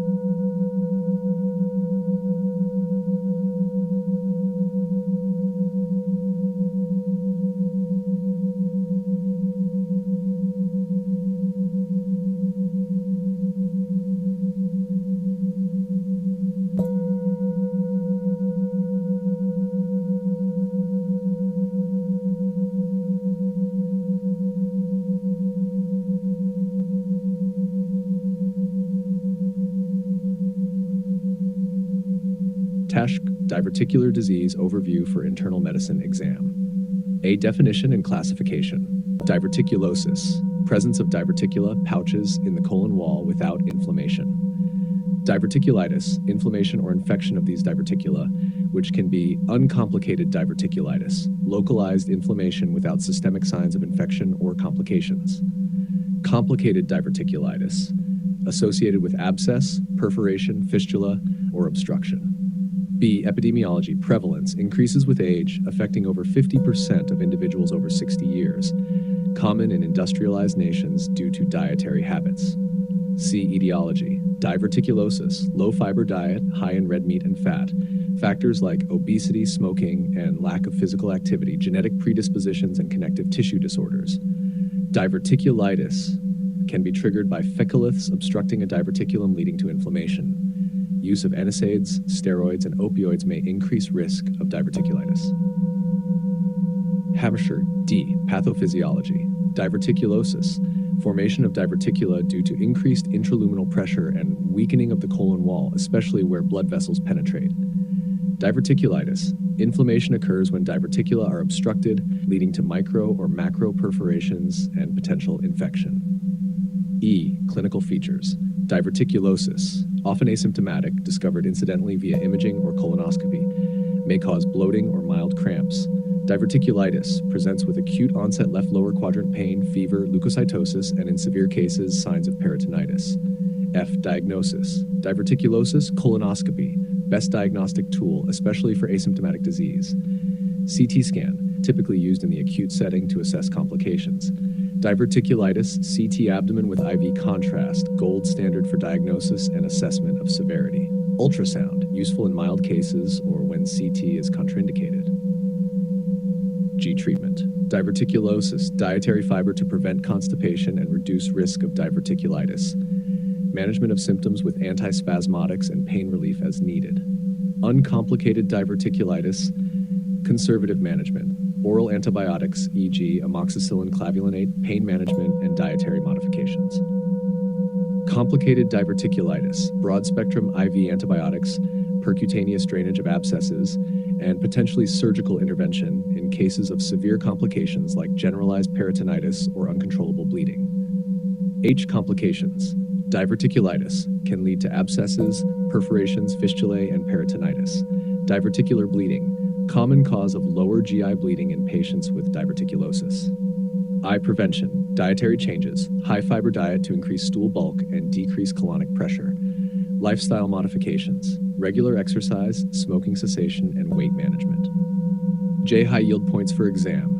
Surveillance after acute diverticulitis, colonoscopy recommended 6 to 8 weeks post-resolution to rule out malignancy. Recognition of symptoms, important for timely diagnosis. Left lower quadrant pain with fever and leukocytosis suggests diverticulitis. Painless bleeding suggests diverticulosis. Management strategies. Emphasize conservative management in uncomplicated cases and the importance of surgical evaluation in complicated diverticulitis. This summary provides a comprehensive review tailored for the internal medicine exam, focusing on the clinical aspects, management strategies, and preventative measures relevant to diverticular disease.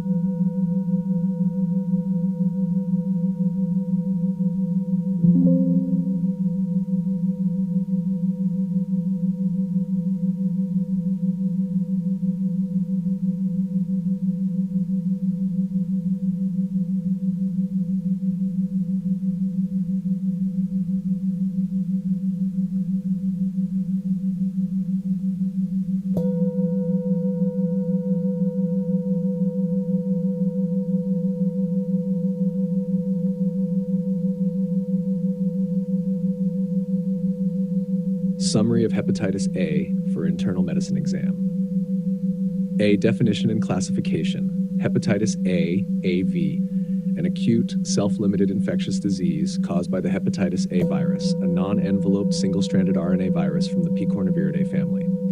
B. Epidemiology. Incidence, about 2,000 cases annually in the U.S., often related to travel to endemic areas, tropical, subtropical regions. Transmission, fecal-oral route, commonly through contaminated food or water. C. Clinical features. Phases, prodromal, preecteric, fever, malaise, anorexia, nausea, abdominal discomfort, dark urine. Icteric, jaundice, pale stools, continued malaise. Convalescent, resolution of jaundice and symptoms, improvement in well-being. Complications, rare but include acute liver failure. D. Diagnosis, laboratory tests, transaminases, ALT, AST, elevated with AST-ALT ratio usually 1, bilirubin elevated direct and total bilirubin. Serology, Anti-HIVM presence indicates recent infection. Anti-HIG indicates past infection or immunity post-vaccination. Imaging, not routinely required, used to rule out other causes of acute hepatitis. E treatment, supportive care. Mainstay as the disease is usually self-limiting. Rest, hydration, avoidance of alcohol and hepatotoxic drugs like acetaminophen, use of medications that minimize liver metabolism if treatment is necessary. Severe cases. Management of complications such as acute liver failure might require hospitalization. F. Prevention. Vaccination, recommended for all children over 12 months and high-risk groups including travelers to endemic areas, individuals with chronic liver disease, and those in direct contact with infected individuals.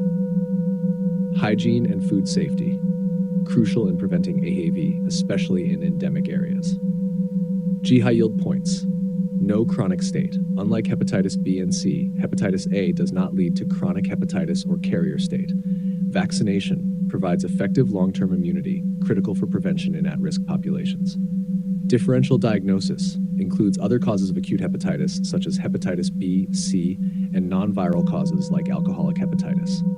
This summary provides a focused overview of hepatitis A, targeting the essential aspects for internal medicine exam preparation, including clinical presentation, diagnostic strategies, management, and prevention.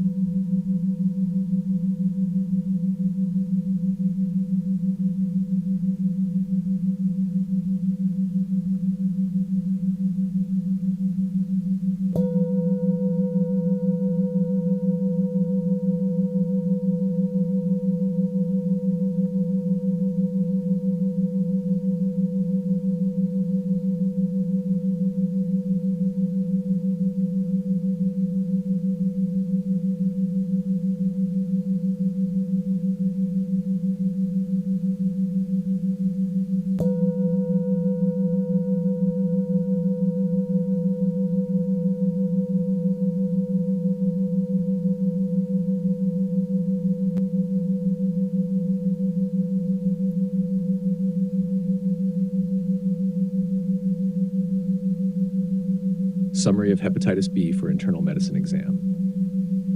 A. Definition and classification.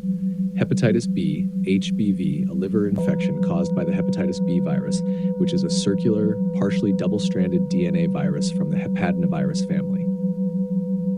B. Epidemiology. Incidence and prevalence, significantly reduced in the U.S. due to widespread vaccination. Global prevalence is higher, especially in the Western Pacific region. Transmission routes, sexual, parenteral, and vertical from mother to child during birth. C. Clinical features. Acute infection, incubation period, 1 to 6 months.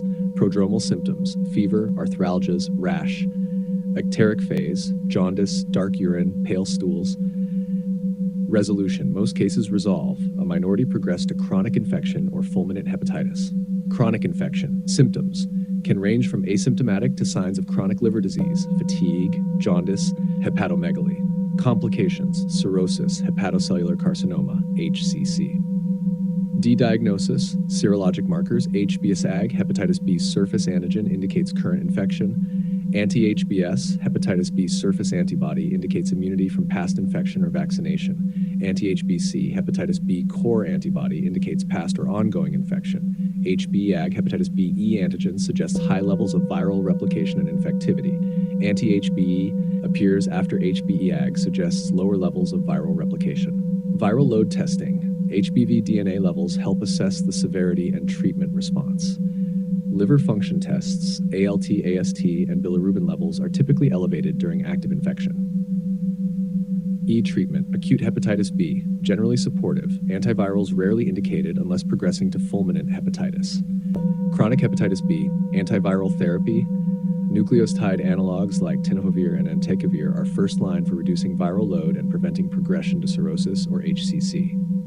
Monitoring, regular follow-up with liver function tests, HBV DNA levels, and screening for HCC. F prevention, vaccination. Universal vaccination recommended, starting in infancy and including at-risk adults.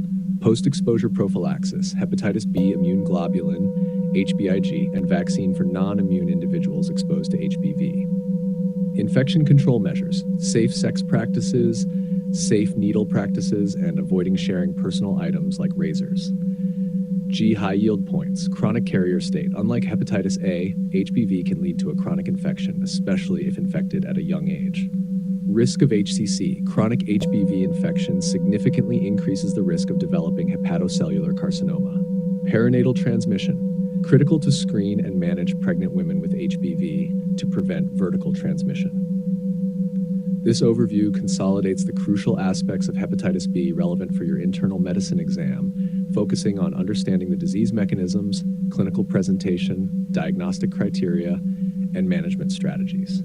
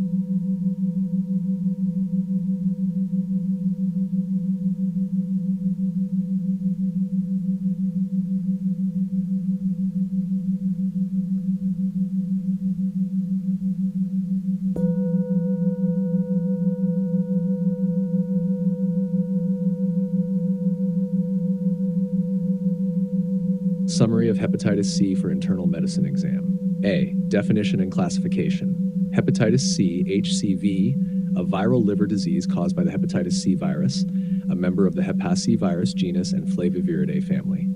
Classification. Acute hepatitis C develops within the first 6 months post-exposure. Chronic hepatitis C persists beyond 6 months and can lead to significant liver damage. B. Epidemiology. Prevalence. Approximately 2% of the U.S. population has chronic HCV. Transmission, primarily bloodborne, commonly through needle stick injuries, shared drug injection needles, and less commonly through sexual and vertical mother-to-child routes. C. Clinical features.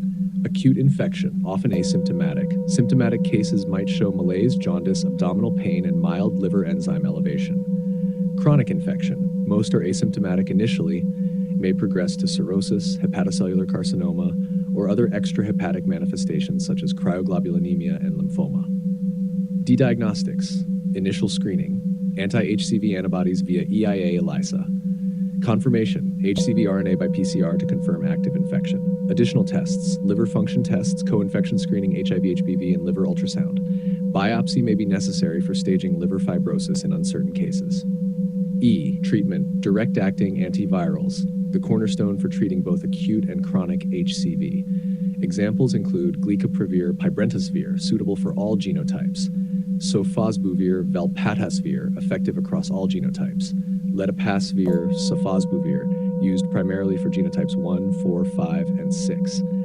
Treatment goals: achieve a sustained virological response, SVR, reduce viral load, prevent progression to cirrhosis or carcinoma. F. Prevention, risk mitigation, safe injection practices, screening blood products, and education on personal hygiene for individuals at risk. No vaccine available. Unlike hepatitis A and B, there is currently no vaccine for hepatitis C. G. High yield points for the exam. Screening recommendations: universal one-time screening for adults 18 years and older, with repeated screening in high-risk groups. Importance of DAAs: revolutionized HCV treatment with high cure rates exceeding 95%, transforming HCV from a potentially chronic, debilitating condition to a curable disease. Chronic HCV complications. Monitoring for cirrhosis and hepatocellular carcinoma is crucial in chronic cases due to the high risk of these life-threatening conditions. This overview integrates critical aspects of hepatitis C that are relevant for your internal medicine exam, focusing on understanding the pathophysiology, clinical presentation, diagnostic criteria, and management strategies to equip you for clinical practice.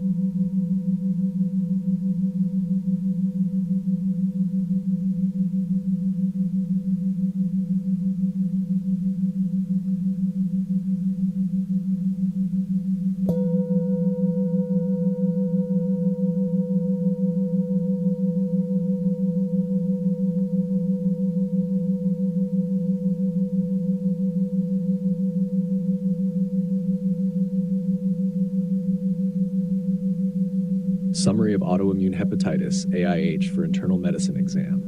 A. Definition and classification. Autoimmune hepatitis, AIH, a chronic hepatitis predominantly affecting women, characterized by autoimmune activity against liver cells. Classification. Type 1 AIH, most common in adults, associated with anti-nuclear antibodies, ANAs, and anti-smooth muscle antibodies, ASMAs. Type 2 AIH, more common in children, associated with anti-liver kidney microsomal 1 antibodies, anti-LKM1, and anti-liver cytosol antibodies 1, ALC1. B. Epidemiology, prevalence, relatively rare, with 0.12 cases per 100,000 adults in the U.S. Age and sex, primarily affects women and has a bimodal age distribution, peaking in individuals aged 10 to 20 years and 40 to 60 years. C. Etiology, association with autoimmune diseases, frequently associated with other autoimmune conditions such as thyroid disease, type 1 diabetes, and celiac disease. Pathogenesis involves a genetic predisposition and environmental triggers leading to immune-mediated liver injury. D. Clinical features. Symptoms can range from asymptomatic to severe, including fatigue, jaundice, upper abdominal pain, and signs of chronic liver disease. Acute presentations. Some patients may present with acute liver failure. E. Diagnostics laboratory tests, autoantibodies, ANAs, ASMAs type 1, anti-LKM1, ALC1 type 2. Liver function tests, elevated ALT, AST, bilirubin, and gamma globulin levels. Liver biopsy, essential for diagnosis, showing interface hepatitis with lymphoplasmacytic infiltration. Additional tests, serum protein electrophoresis, SPEP for hypergammaglobulanemia, CBC for normochromic anemia, and possible cytopenias. F. Treatment. Immunosuppressive therapy. Initial treatment, prednisone or prednisolone, often combined with azathioprine. Maintenance therapy. Continuation of azathioprine with gradual tapering of glucocorticoids. Alternatives for azathioprine intolerant, mycophenolate mofetil, tacrolimus, or cyclosporin may be considered. Advanced disease, liver transplantation may be necessary for patients with decompensated cirrhosis or those who fail medical therapy.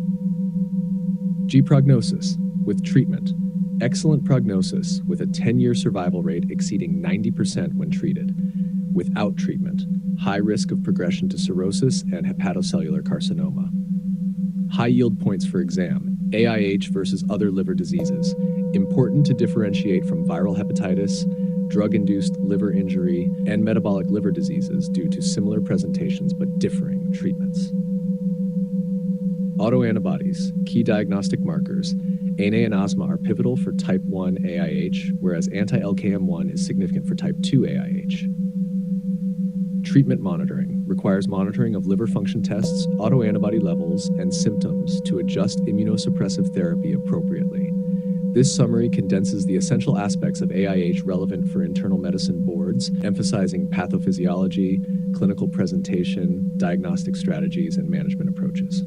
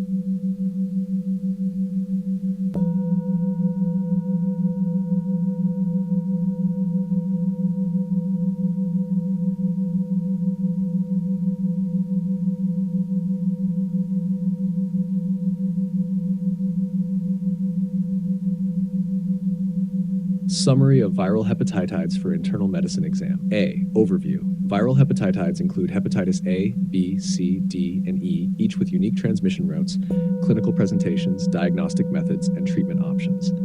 B. Hepatitis A, JV, transmission, fecal-oral. Incubation period, 2 to 6 weeks. Clinical features, mostly acute, self-limited, more severe in adults. Diagnosis, anti-HAV IgM for acute infection, liver function tests. Treatment, supportive care only. Prevention, vaccination. C, hepatitis B HBV transmission, sexual, parenteral, perinatal, incubation period 1 to 6 months. Clinical cheers, can progress from acute to chronic infection, risk of cirrhosis and hepatocellular carcinoma. Diagnosis, HB's egg, anti-HBs, anti-HBCC, HBe egg, liver function tests. Treatment, antivirals for chronic HBV, e.g. tenofovir, entecavir. Prevention, vaccination. D, hepatitis C, HCV, primarily parenteral, incubation period 2 weeks to 6 months. Clinical features, 85% develop chronic infection, risk of cirrhosis and HCC. Diagnosis, anti-HCV antibodies, HCV RNA by PCR. Treatment, direct-acting antivirals, DAAs like sofosbuvir, velpatasvir. Prevention, no vaccine, focus on risk reduction and screening. E. hepatitis D, HDV, transmission, requires HBV for infection, sexual, parenteral, perinatal. Incubation period, co-infection 1 to 6 months, superinfection 2 to 8 weeks. Clinical features, exacerbates HB infection, increased risk of cirrhosis and HCC. Diagnosis, HDV RNA, anti-HDV, dependent on HB's ag. Treatment, limited, includes use of pegylated interferon. Prevention, HBV vaccination also prevents HDV. F, hepatitis E, HEV, transmission fecal oral, particularly in endemic areas. Incubation period 2 to 8 weeks. Clinical features, generally mild and self-limited, severe in pregnant women. Diagnosis, anti-HEV IgM acute HEV RNA in stool or serum. Treatment, supportive, ribavirin in chronic cases in immunocompromised patients. Prevention, safe water and food practices, no vaccine available. Key points for exam, HHAV and HEV, acute, self-limited, preventable by vaccine only. HBV and HCV can progress to chronic disease, effective treatments available, only HBV is preventable by vaccine. E, requires HBV for infection, worst prognosis among viral hepatides. Preventive measures, emphasize vaccination for HAV and HBV, safe injection practices and bloodborne pathogen precautions for HBV, HCV, and HDV. This summary provides high-yield information crucial for understanding the pathophysiology, clinical presentation, diagnostics, treatment, and prevention strategies of viral hepatitis, essential for internal medicine board's preparation.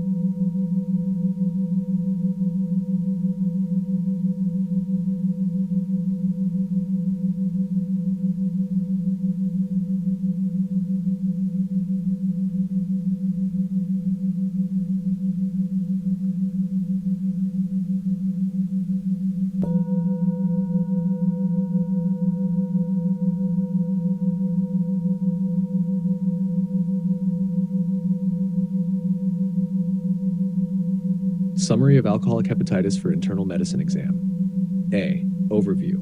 Alcoholic hepatitis is a clinical syndrome that results from prolonged heavy alcohol consumption and can range from mild to life-threatening conditions. B. Epidemiology. Prevalence. Approximately 0.8% of all hospitalizations in the U.S. annually. Survival rates vary with severity. 4-year survival approximately 58%, dropping to 30% for severe cases unresponsive to treatment. C. Etiology, risk factors, chronic heavy alcohol use, cigarette smoking, genetic predisposition, nutritional factors, obesity, malnutrition, and concurrent viral hepatitis. D. Clinical features, common symptoms, jaundice, malaise, anorexia, fever, tender hepatomegaly. Acute symptoms, acute jaundice, fever, leukocytosis. Chronic indications, signs of liver cirrhosis like ascites, spider angiomata, palmar erythema. E-diagnostics liver function tests elevated AST and ALT ratio 1.5 hyperbilirubinemia. Additional tests, high GGT, ALP, thrombocytopenia may be observed. Imaging, RUQ ultrasound or CT MRI to rule out other causes like biliary obstruction, not routinely performed, but indicated if diagnosis is uncertain, shows steatohepatitis fibrosis. Prognostic scores, Maddrey discriminant function DF, and MELD scores for assessing severity.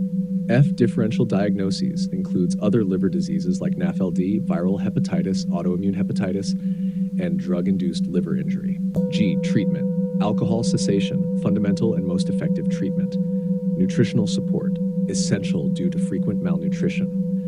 Pharmacotherapy, glucocorticoids used in severe cases, e.g. prednisolone or methylprednisolone. N-acetylcysteine, limited evidence, but used due to its low risk. Pentoxifylline, no longer recommended.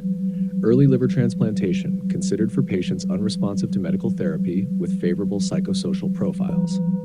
H pharmacological details, glucocorticoids. Assess response after 4 to 7 days, discontinue if no improvement. N-acetylcysteine and pentoxifylline, used in specific scenarios despite mixed evidence of efficacy. I prognosis, with treatment, 10-year survival 90%. Without treatment, progression to cirrhosis and potential for liver failure, increased risk of hepatocellular carcinoma over time. Key points for the exam. Understand the clinical presentation from mild disease to fulminant liver failure. Focus on the importance of alcohol cessation and nutritional support as the cornerstone of treatment. Recognize when to escalate care to pharmacotherapy and consider early liver transplantation for severe cases. Use prognostic scores to guide treatment decisions and predict outcomes.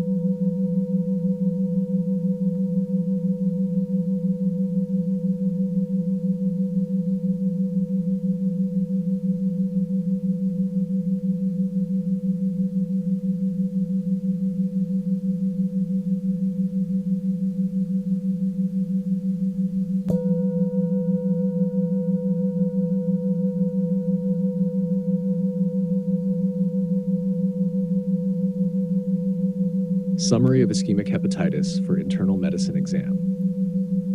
A. Overview. Ischemic hepatitis, also known as shock liver, is characterized by acute liver injury resulting from insufficient blood flow, hypoperfusion, often due to cardiac failure or shock states. B. Epidemiology. Prevalence, approximately 2% of ICU admissions. Associated conditions, predominantly linked with heart failure, accounts for most cases of severe acute liver injury in the U.S. C. Etiology, common causes, heart failure, cardiogenic shock, severe hypotension, respiratory failure, and conditions increasing metabolic demands like sepsis or extensive burns.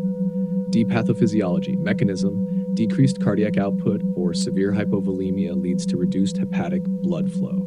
In septic conditions, increased metabolic demand and impaired oxygen utilization further exacerbate tissue hypoxia, leading to hepatocellular damage. E. Clinical features, symptoms, often asymptomatic but can include fatigue, weakness, altered mental status, hypotension, tachycardia, nausea, vomiting, anorexia, and hepatomegaly.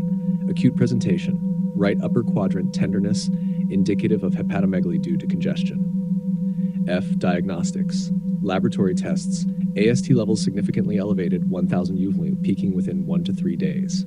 ALT less elevated than AST with an ALT-LDH ratio 1.5. Elevated bilirubin and LDH levels.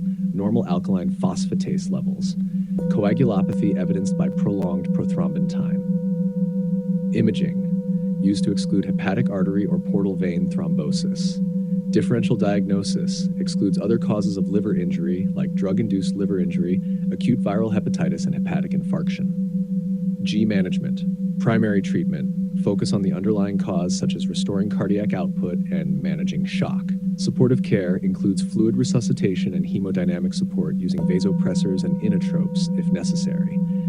Monitoring. Regular monitoring of liver function and hemodynamics. H. Prognosis. Outcome-dependent factors, underlying cause, duration, and severity of hemodynamic compromise. Mortality risk, increased in cases requiring vasopressor support with coexisting renal failure or septic shock and prolonged coagulation times. High yield points for exam. AST-ALT ratio, a high AST-ALT ratio, 1.5, particularly with AST 1000 U later, is indicative of ischemic hepatitis. Prognosis, closely linked to the underlying cardiovascular status and response to hemodynamic therapy. Management strategy, no specific treatment for ischemic hepatitis itself.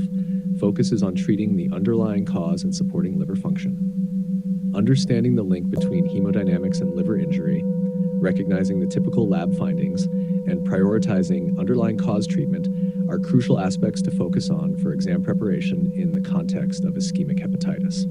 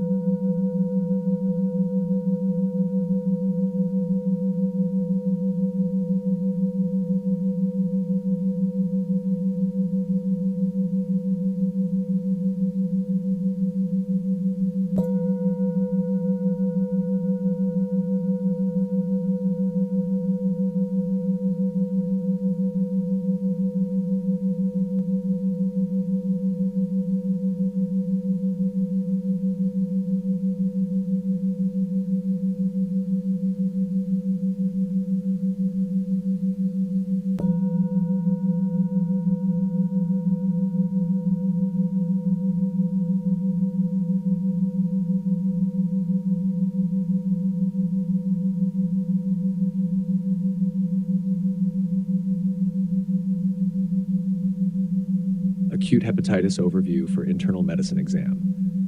A. Characteristics, symptoms, and pathophysiology. Symptoms. Acute hepatitis typically presents with jaundice, fatigue, anorexia, dark urine, pale stools, and abdominal discomfort, particularly in the right upper quadrant. Some patients may experience nausea, vomiting, and fever. Pathophysiology. Regardless of etiology, acute hepatitis involves inflammation and injury to hepatocytes, which disrupts liver function. This can result from viral infections, most commonly hepatitis A, B, C, toxins, e.g. alcohol, certain medications, or autoimmune processes.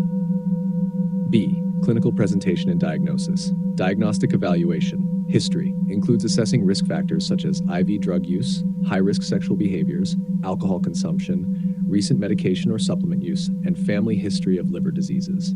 Physical examination, hepatomegaly, jaundice, and potentially signs of chronic liver disease, spider angiomas, palmar erythema in cases of acute on chronic presentation. Laboratory tests, elevated liver enzymes, ALT, AST, often with ALT, AST except in alcoholic hepatitis. Bilirubin levels, both direct and indirect, are typically elevated. Alkaline phosphatase and gamma-glutamyl transferase, GGT, might be raised depending on the cause. Viral serologies for hepatitis viruses A, B, C, and sometimes E and D.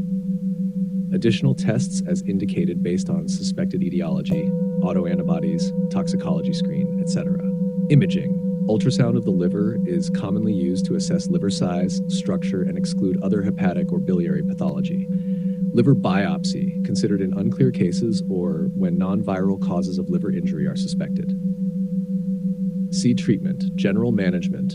The mainstay for all forms of acute hepatitis involves supportive care, adequate hydration and nutrition, avoidance of hepatotoxic substances including alcohol and unnecessary medications. Specific treatments. Viral hepatitis. Antivirals may be needed for acute hepatitis B, rarely, or other specific viral etiologies based on current guidelines.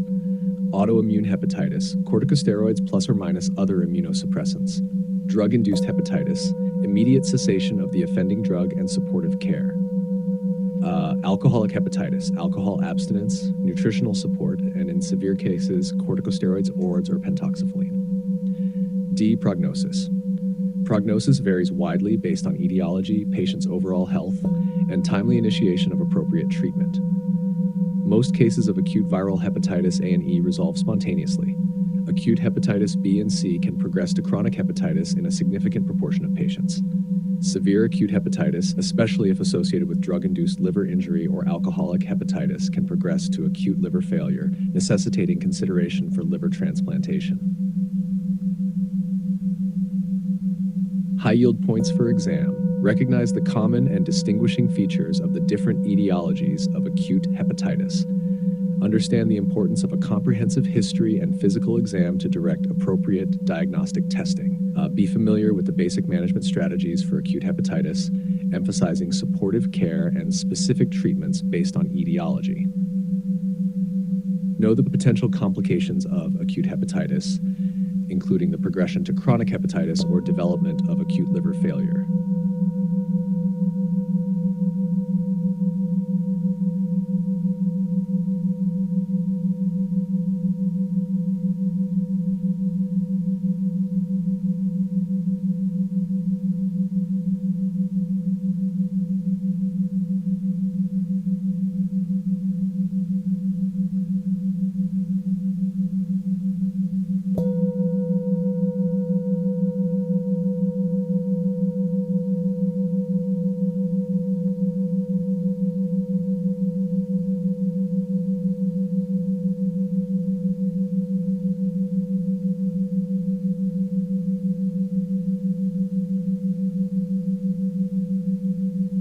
Chronic hepatitis overview for internal medicine exam. A. Characteristic symptoms and pathophysiology. Symptoms.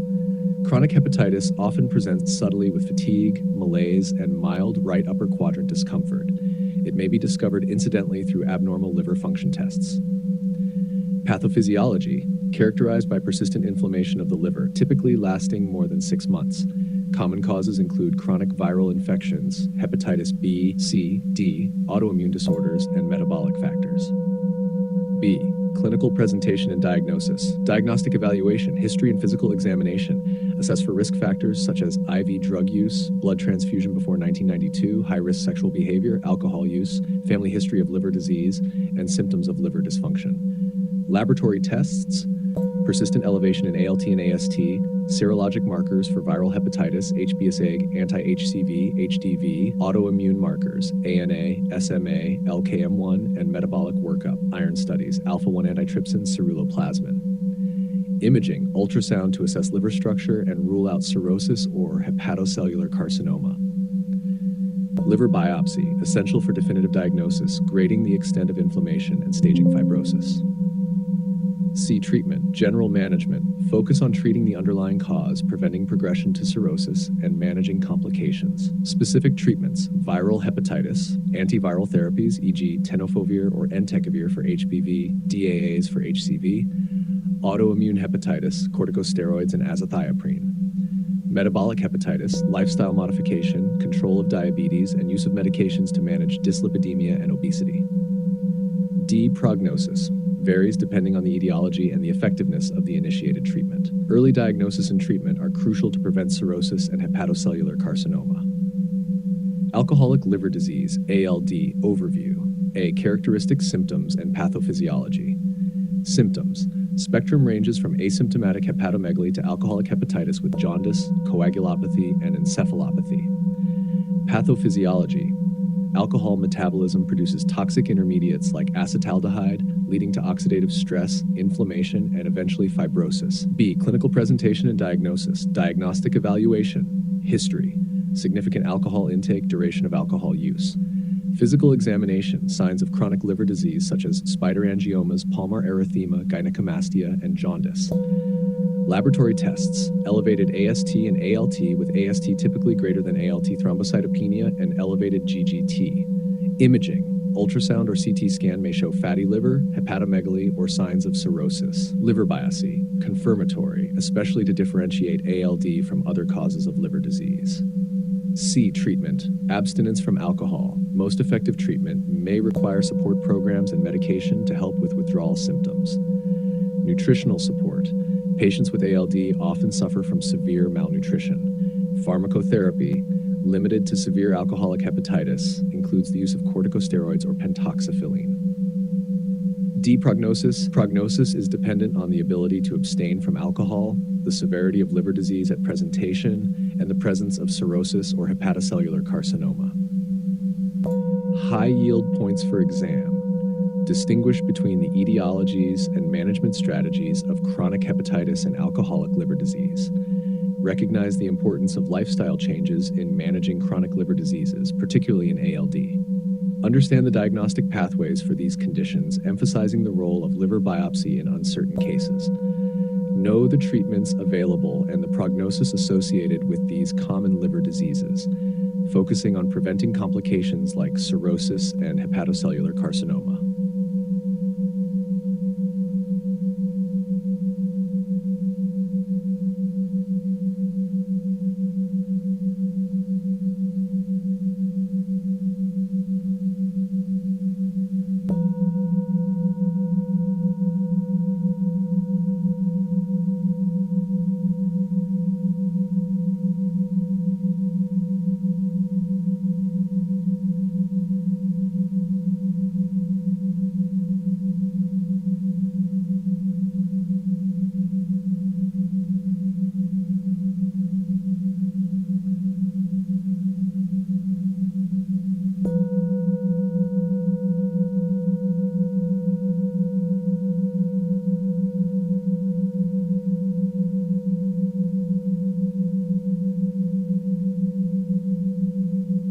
Cirrhosis overview for internal medicine exam. A. Characteristic symptoms and pathophysiology.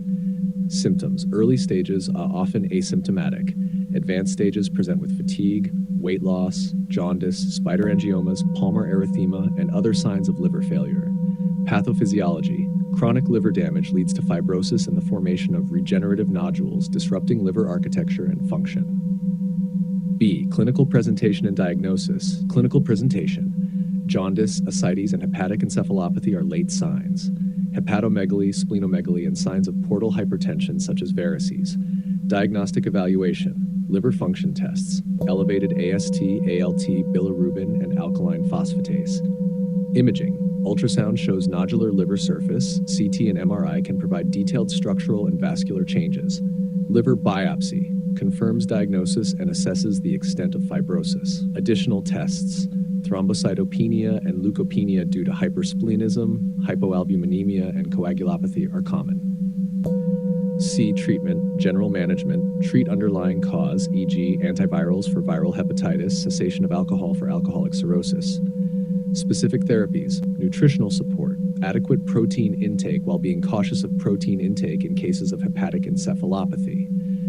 Diuretics, commonly used to manage ascites. Beta blockers, used to prevent variceal bleeding. Lactulose and rifaximin for hepatic encephalopathy management. Advanced therapies, liver transplantation, considered for patients with decompensated cirrhosis or hepatocellular carcinoma. D. Prognosis, depends on the etiology, severity at diagnosis, and response to treatment. Complications like hepatic encephalopathy, variceal bleeding, and hepatorenal syndrome worsen the prognosis. High yield points for exam. Understand the pathophysiological progression from chronic liver injury to cirrhosis and its complications. Diagnose cirrhosis based on clinical presentation, laboratory findings, and imaging studies, with liver biopsy as a definitive test when needed. Management focuses on treating the underlying cause, preventing complications, and supportive care with diuretics and beta blockers. Recognize indications for liver transplantation in cirrhotic patients. This concise guide covers the crucial aspects of cirrhosis for internal medicine exams, emphasizing pathophysiology, clinical presentation, diagnostic strategies, and management options, tailored for quick review and easy recall.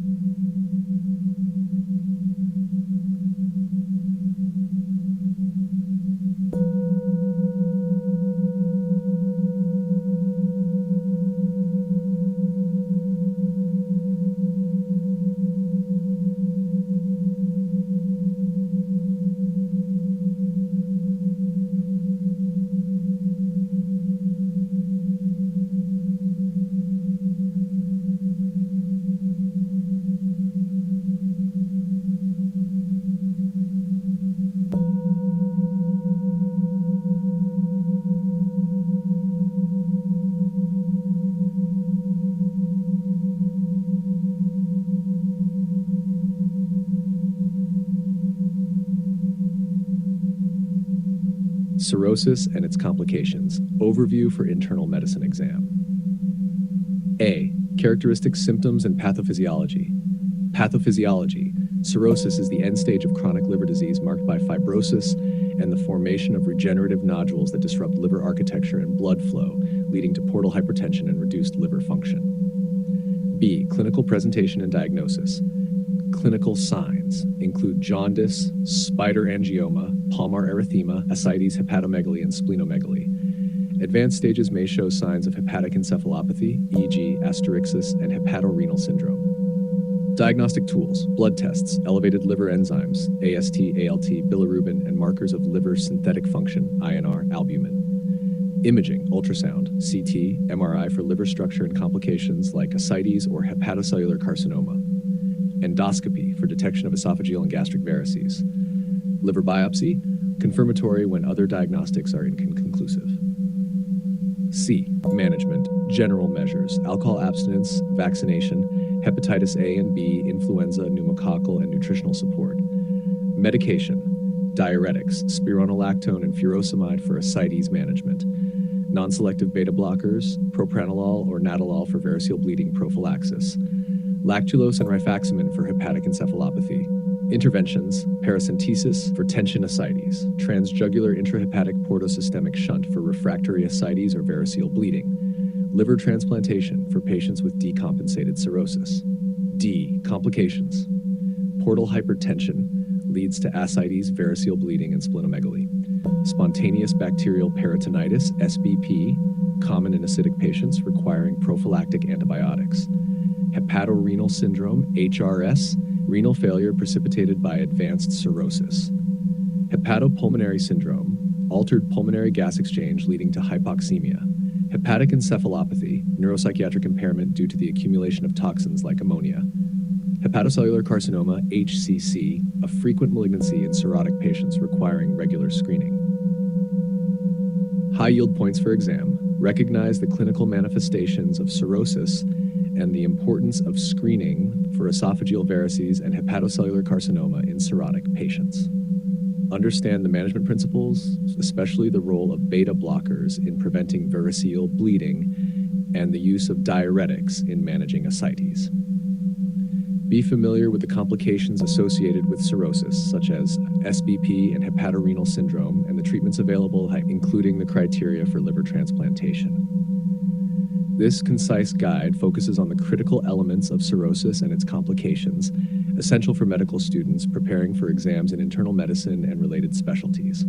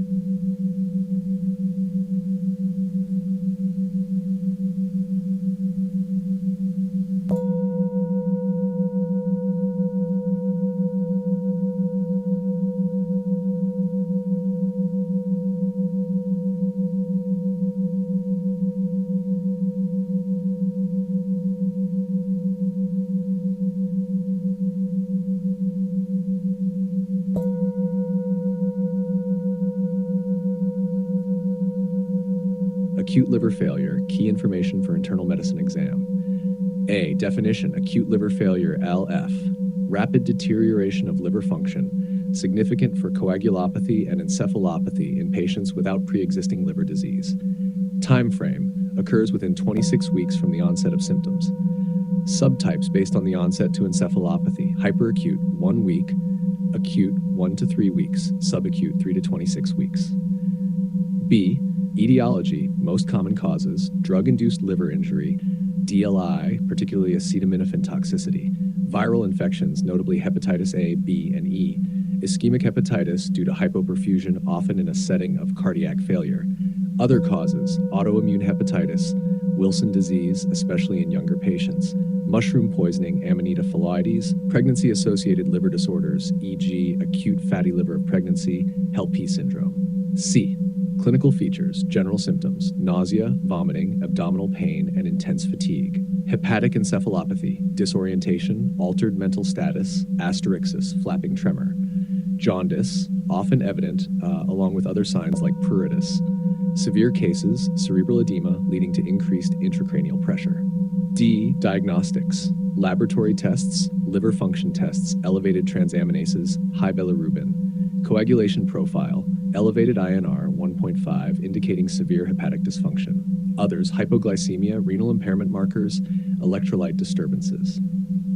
Imaging, ultrasound evaluates liver structure and excludes other causes like biliary obstruction. CT-MRI used to assess cerebral edema when indicated. E. Management, general support, management in an intensive care setting, focusing on stabilizing vital signs and metabolic disturbances.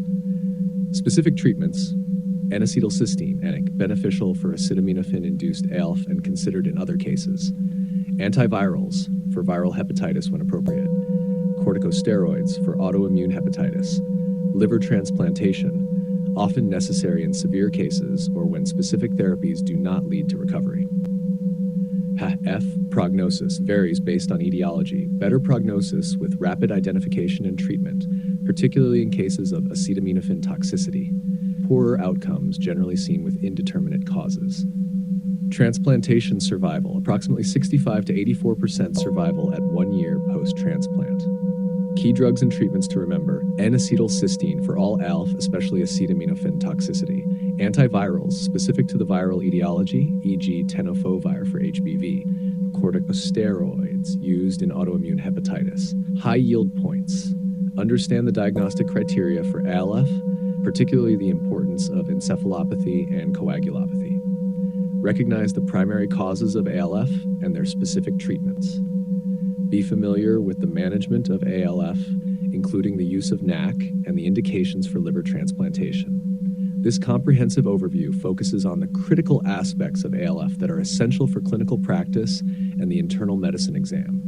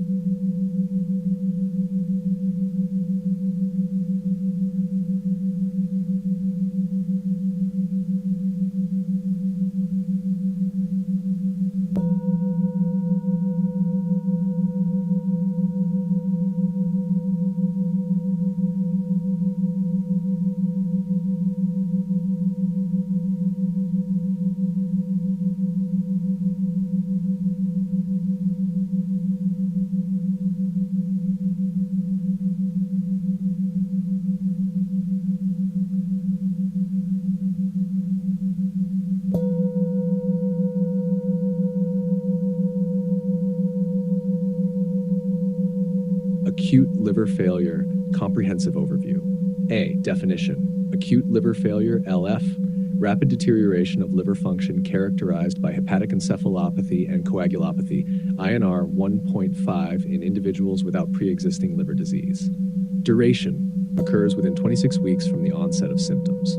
B. Classification. Based on the interval from jaundice to encephalopathy, hyperacute within 1 week, acute 1 to 3 weeks, subacute 3 to 26 weeks. C. Etiology. Acetaminophen toxicity, most common cause in the U.S. Viral hepatitis, hepatitis A, B, and E. Drug-induced liver injury, DLE, including idiosyncratic reactions to prescription medications. Ischemic hepatitis, often secondary to cardiac arrest, severe hypertension. Autoimmune hepatitis, especially in young women. Metabolic diseases, such as Wilson disease and acute fatty liver of pregnancy. Malignant infiltration, rare but includes conditions like lymphoma. Herbal and dietary supplements, increasingly recognized cause. D. Clinical features, encephalopathy, altered mental status ranging from confusion to coma. Coagulopathy, manifested by an elevated INR, often without major bleeding. Jaundice usually appears as illness progresses. Systemic symptoms, nausea, vomiting, gas, abdominal pain, and malaise. E. Diagnostics, laboratory tests, liver enzymes, markedly elevated AST and ALT, often 1000 IU/L. Bilirubin and INR, elevated levels indicating liver dysfunction and poor synthetic function. Ammonia, elevated, contributing to encephalopathy. Imaging, ultrasound, to assess liver size, structure, and rule out vascular occlusions. CT MRI, more detailed imaging if needed, particularly to evaluate cerebral edema. Other assessments exclude other causes such as sepsis or intoxication. Specific tests based on suspected etiology, e.g. acetaminophen levels, viral serologies. F. Management, general supportive care. Intensive care monitoring, fluid and electrolyte management, prevention of complications like cerebral edema and renal failure. Specific treatments, N-acetylcysteine, A for acetaminophen toxicity and potentially other causes. Antivirals for viral hepatitis. Corticosteroids for autoimmune hepatitis. Liver transplantation, considered in cases unresponsive to medical therapy or when complications like cerebral edema are present. Use of scoring systems like MELD to prioritize transplantation. G. Prognosis, highly variable, depending on the cause and timing of treatment. Overall mortality can be high, 30 to 40% without transplant. Better outcomes, generally seen with hyperacute presentations due to rapid intervention opportunities. High yield points for exam. Recognize ALF as a medical emergency requiring immediate evaluation and management. Key diagnostic criteria are the presence of encephalopathy and coagulopathy. Understand the etiology-specific treatments that can significantly impact outcomes, especially the use of N-acetylcysteine in acetaminophen-induced ALF. The importance of rapid diagnosis and the potential need for liver transplantation underline the critical nature of ALF in clinical practice and exams.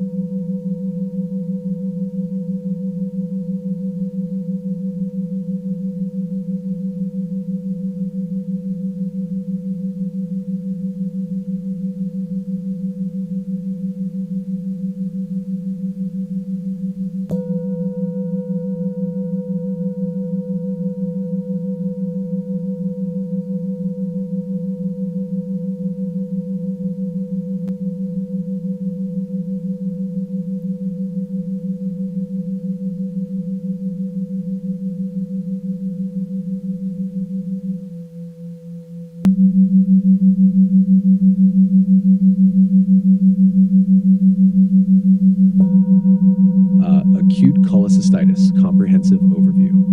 A.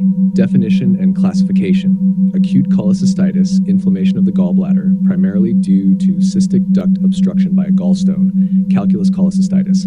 Less commonly, it occurs without gallstones, a calculus cholecystitis, typically in critically ill patients. B. Etiology. Calculus cholecystitis, obstruction of the cystic duct by gallstones. A calculus cholecystitis associated with bile stasis, ischemia, and infection in critically ill or immunocompromised immunized patients. C. Clinical features, symptoms, severe and prolonged right upper quadrant RUQ pain radiating to the right shoulder, postprandial worsening. Signs, fever, positive Murphy sign, pain on palpation of the RUQ during inspiration, nausea and vomiting. D. Diagnostics, ultrasound, first-line imaging showing gallbladder wall thickening, pericholecystic fluid, distended gallbladder, and presence of stones.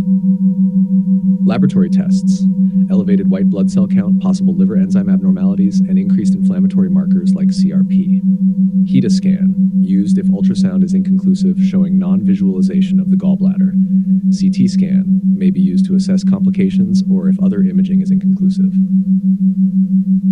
E. Management, medical, initial, NPO, nothing by mouth, IV fluids and pain management. Antibiotics, broad spectrum, covering gram-negative and anaerobic bacteria, especially if infection is suspected, e.g. piperacillin tazobactam, ceftriaxone plus metronidazole. Surgical, laparoscopic cholecystectomy, standard treatment ideally within 72 hours of symptom onset to decrease the risk of complications. Percutaneous cholecystostomy, for patients who are poor surgical candidates due to severe illness or comorbidities as a bridge to surgery. F. Complications. Gangrenous cholecystitis, necrosis of the gallbladder wall requiring urgent cholecystectomy. Emphysematous cholecystitis, infection with gas-forming organisms seen on imaging as gas in the gallbladder wall. Perforation and biliary peritonitis, rare but severe, leading to diffuse peritonitis. Gallbladder cancer, chronic inflammation from repeated episodes of cholecystitis can increase risk. G. High yield points for exam. Murphy's sign, a key physical exam finding indicative of acute cholecystitis. Early intervention, laparoscopic cholecystectomy within 72 hours reduces complications and hospital stay. Antibiotic use, indicated when infection is suspected, tailored based on culture results and local antibiogram. Imaging choice, ultrasound is the first-line imaging tool due to its effectiveness in identifying stones and gallbladder inflammation. Consider a calculus cholecystitis in critically ill patients without gallstones but with signs of cholecystitis. This overview focuses on the essentials needed for diagnosis, management, and understanding the potential complications associated with acute cholecystitis, which are critical for internal medicine exams and clinical practice.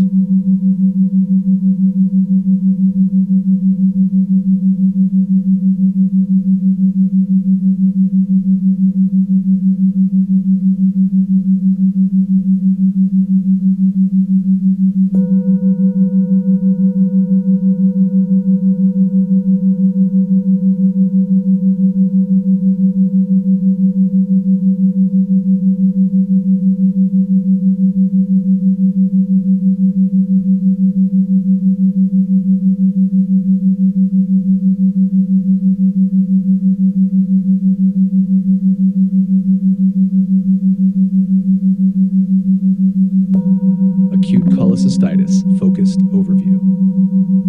A. Symptoms, right upper quadrant, pain, severe and persistent, often more than 6 hours, may radiate to the right shoulder or back. Murphy's sign, increased pain on palpation of the RUQ during deep inspiration. Fever, commonly present alongside chills. Nausea and vomiting, frequently associated with the pain. Anorexia, loss of appetite accompanying the abdominal discomfort. B. Diagnostics, ultrasound, the primary diagnostic tool showing gallbladder wall thickening, 3 to 5 millimeters distension and pericholecystic fluid. Presence of gallstones enhances the diagnosis. Laboratory tests, leukocytosis, elevated white blood cell count.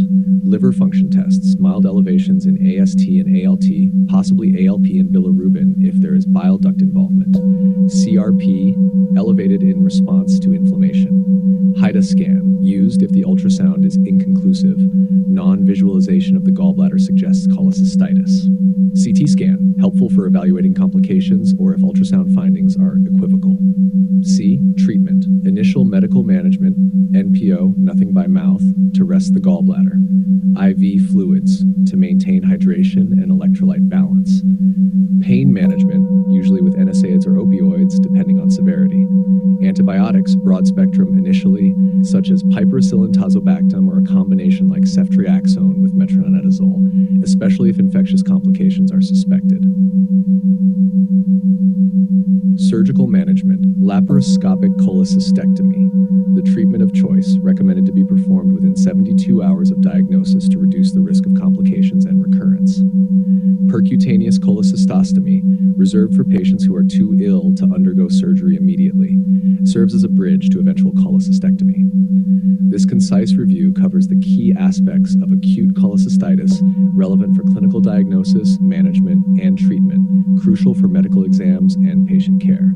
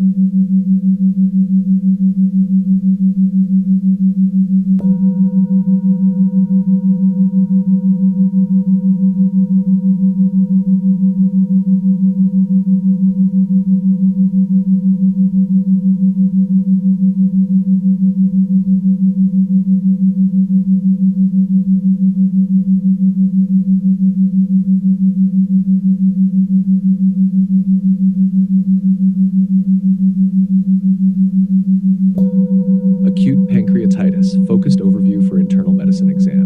A. Clinical features. Epigastric pain, severe, constant, typically radiates to the back, often worsens after meals and when lying flat, may improve when leaning forward. Nausea and vomiting, common, associated with pain. Fever, often present with systemic inflammation. Abdominal examination, epigastric tenderness, distension and guarding. Possible decreased bowel sounds due to associated ileus. Signs of severe disease include hypotension, tachycardia, jaundice if biliary in origin, Cullen's sign, periumbilical ecchymosis, and Gray-Turner sign, flank ecchymosis. B. Diagnostics, laboratory tests, serum lipase and amylase, elevation 3 times the upper limit of normal, most specific and sensitive marker. Liver function tests to rule out biliary causes, e.g., elevated bilirubin and ALP.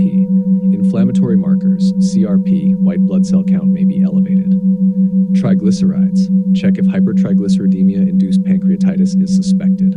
Imaging, abdominal ultrasound, first line to check for gallstones and biliary tract issues. CT abdomen with IV contrast, recommended if diagnosis is unclear or to assess complications like necrosis or pseudocyst. C. Treatment, initial management, fluid resuscitation, aggressive hydration, typically with lactated Ringer's solution. Pain management, NSAIDs or opioids depending on the severity. Nutritional support, early enteral nutrition as tolerated, avoid total parenteral nutrition unless absolutely necessary. Specific treatment, antibiotics, only if there are signs of infection, infected necrosis, not used routinely. Identifying and managing causes, cholecystectomy for gallstone-induced pancreatitis. For gallstone pancreatitis with concurrent cholelidocholithiasis, lipid-lowering therapy for hypertriglyceridemia-induced pancreatitis.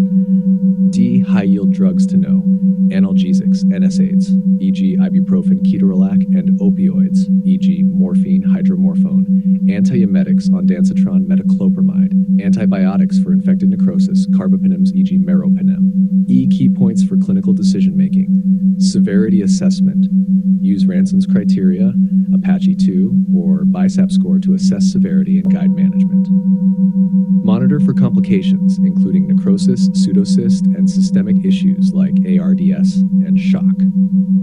Recurrence prevention. Address underlying causes and educate on lifestyle modifications for patients with alcohol-induced pancreatitis. This structured approach ensures you cover all critical aspects of acute pancreatitis for exam preparation and clinical practice.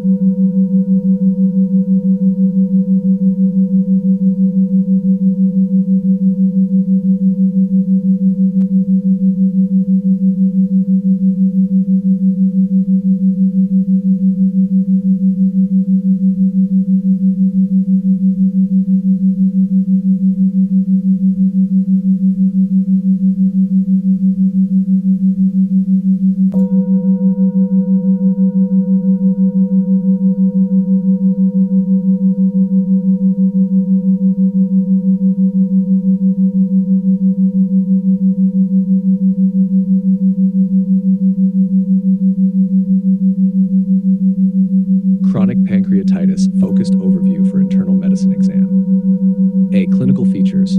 Abdominal pain, epigastric, radiating to the back, alleviated by leaning forward, exacerbated postprandially. Digestive issues, steatorrhea due to exocrine insufficiency, weight loss, and symptoms of malabsorption like diarrhea. Diabetes, secondary diabetes, endocrine insufficiency may develop due to pancreatic beta cell dysfunction. B. Diagnostics, imaging. Abdominal seat shows calcifications, ductal strictures, and dilations. Best initial imaging to assess structural changes. Endoscopic ultrasound, EUS, sensitive for detecting early changes of chronic pancreatitis like ductal abnormalities and calcifications. MRCP, non-invasive alternative to ERCP, useful for visualizing pancreatic ducts and detecting obstructions. Laboratory tests, fecal elastase 1, low levels indicate exocrine insufficiency. Serum lipase and amylase, often normal, not reliable for diagnosis. Glucose tolerance tests to evaluate for diabetes mellitus due to endocrine insufficiency. C. Treatment, pain management, non-opioid analgesics for first line for pain management. Opioids used cautiously for severe pain. Adjuvant therapy includes antidepressants, e.g. amitriptyline, and anticonvulsants, e.g. gabapentin, for neuropathic pain. Pancreatic enzyme replacement therapy, used to manage steatorrhea and improve nutrient absorption. Surgical and interventional therapy, endoscopic procedures, such as stenting or stone removal for ductal obstructions. Surgical resection, considered for intractable pain or suspected malignancy. D. Management of complications. Diabetes management. Insulin therapy may be necessary due to islet cell loss. Nutritional support. Diet rich in low-fat, small, frequent meals. Supplement fat-soluble vitamins A, D, E, K. E. High-yield drugs and treatments to know. Analgesics, NSAIDs, tramadol opioids, pancreatic enzymes, pancrelipase to aid digestion, anti-diabetic medication, insulin for glucose control, antidepressants and anticonvulsants for chronic pain management. F. Key points for clinical decision-making. Etiology assessment. Identify and treat underlying causes such as alcohol cessation or management of hypertriglyceridemia. Regular monitoring for the development of pancreatic cancer, especially in individuals with a family history or genetic predisposition. Multidisciplinary approach. Involve gastroenterologists, endocrinologists, and pain specialists for comprehensive management. This concise guide focuses on the critical elements of chronic pancreatitis relevant to the internal medicine exam and clinical practice, ensuring a thorough understanding and preparedness for managing this complex condition.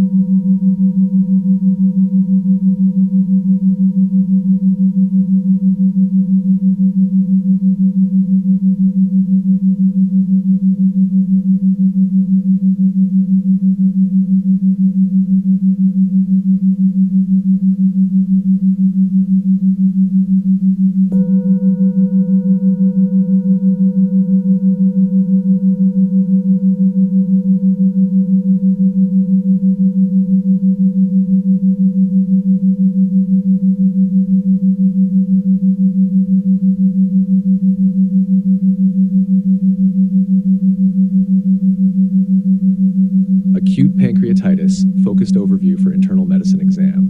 A. Clinical features, abdominal pain, sudden severe epigastric pain radiating to the back, worsens postprandially and improves when leaning forward. Digestive symptoms, nausea, vomiting, and bloating. Systemic signs, fever, tachycardia, hypotension, indicative of shock in severe cases. B. Diagnostics. Criteria for diagnosis, 2 of the following 3. Characteristic abdominal pain, elevated serum lipase or amylase, 3 times the upper limit of normal. Characteristic findings on cross-sectional imaging, e.g. CT scan with contrast. Imaging, abdominal ultrasound, first line for detecting gallstones, which are a common cause. CT abdomen with IV contrast, recommended if diagnosis is uncertain or to assess complications like necrosis. MRI, MRCP, useful for visualizing biliary tract and pancreatic ducts.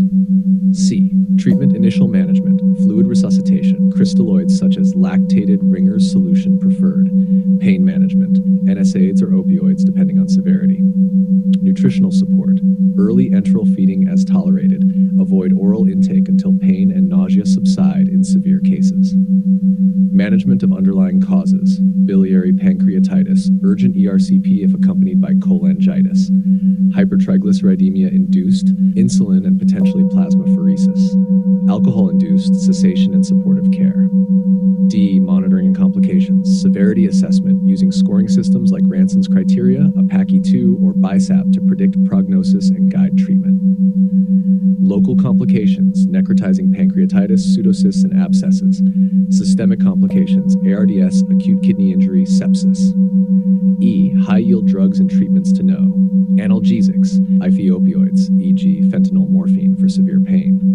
Antiemetics, such as ondansetron for nausea and vomiting.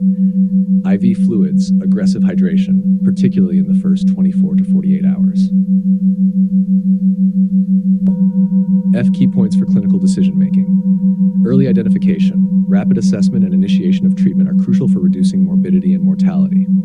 Management of complications, timely intervention for necrosis and infection, often requiring surgical or interventional radiological procedures. Multidisciplinary approach, collaboration with gastroenterologists, surgeons, and ICU specialists, especially in severe cases. This concise guide emphasizes the key aspects of acute pancreatitis relevant to the internal medicine exam, ensuring comprehensive knowledge for effective clinical management.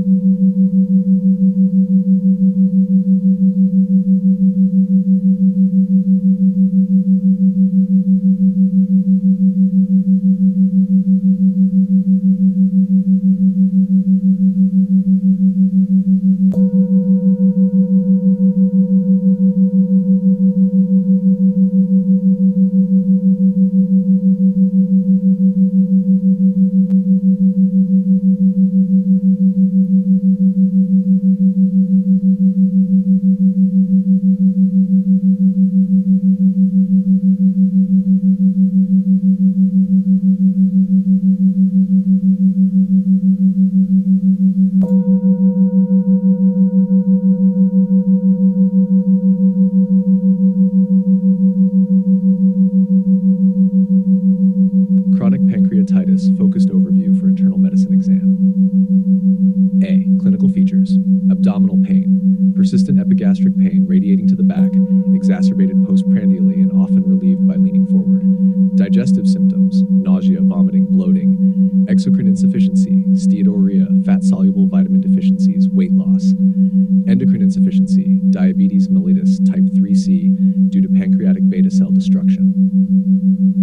B. Diagnostics, Diagnostics, imaging, CT scan, MRCP reveals calcifications, ductal irregularities, and other structural changes. Endoscopic ultrasound, EUS, sensitive for early changes in pancreatic architecture. Fecal elastase 1 test, low levels indicate exocrine insufficiency. Genetic testing indicated if hereditary pancreatitis is suspected mutations in PRSS1, CFTR, SPINK1. C. Treatment, pain management, non-opioid analgesics, e.g. NSAIDs, and adjuvant medications, e.g. tricyclic antidepressants, gabapentinoids. Opioids for severe pain, with careful monitoring due to addiction risks. Nutritional management, pancreatic enzyme replacement therapy to manage steatorrhea and nutritional deficiencies, dietary modifications to manage fat intake and diabetes. Interventional and surgical treatments, endoscopic, stenting for ductal obstructions, celiac plexus block for pain relief. Surgical, resection or drainage procedures in cases unresponsive to medical management or for decompressing the pancreatic duct. D. Monitoring and complications, exocrine and endocrine insufficiency, regular monitoring of digestive enzyme levels and glucose control, calcifications and cancer risk, surveillance imaging for progressive changes, and screening for pancreatic cancer, especially in hereditary cases. E. High-yield drugs and treatments to know. Pain management drugs, amitriptyline, pregabalin, NSAIDs, opioids. Pancreatic enzymes, pancrelipase to aid in digestion and reduce steatorrhea. Diabetes management, insulin therapy for pancreatogenic diabetes. F. Key points for clinical decision-making. Comprehensive management approach address both the pain and the metabolic complications of chronic pancreatitis. Prevention of flare-ups. Education on lifestyle modifications, including alcohol and smoking cessation. Collaborative care. Involvement of gastroenterologists, endocrinologists, and pain specialists to optimize treatment and manage complications. This summary provides a detailed overview of the essential aspects of chronic pancreatitis, tailored for the internal medicine exam, emphasizing a thorough understanding of the disease's management and associated complications.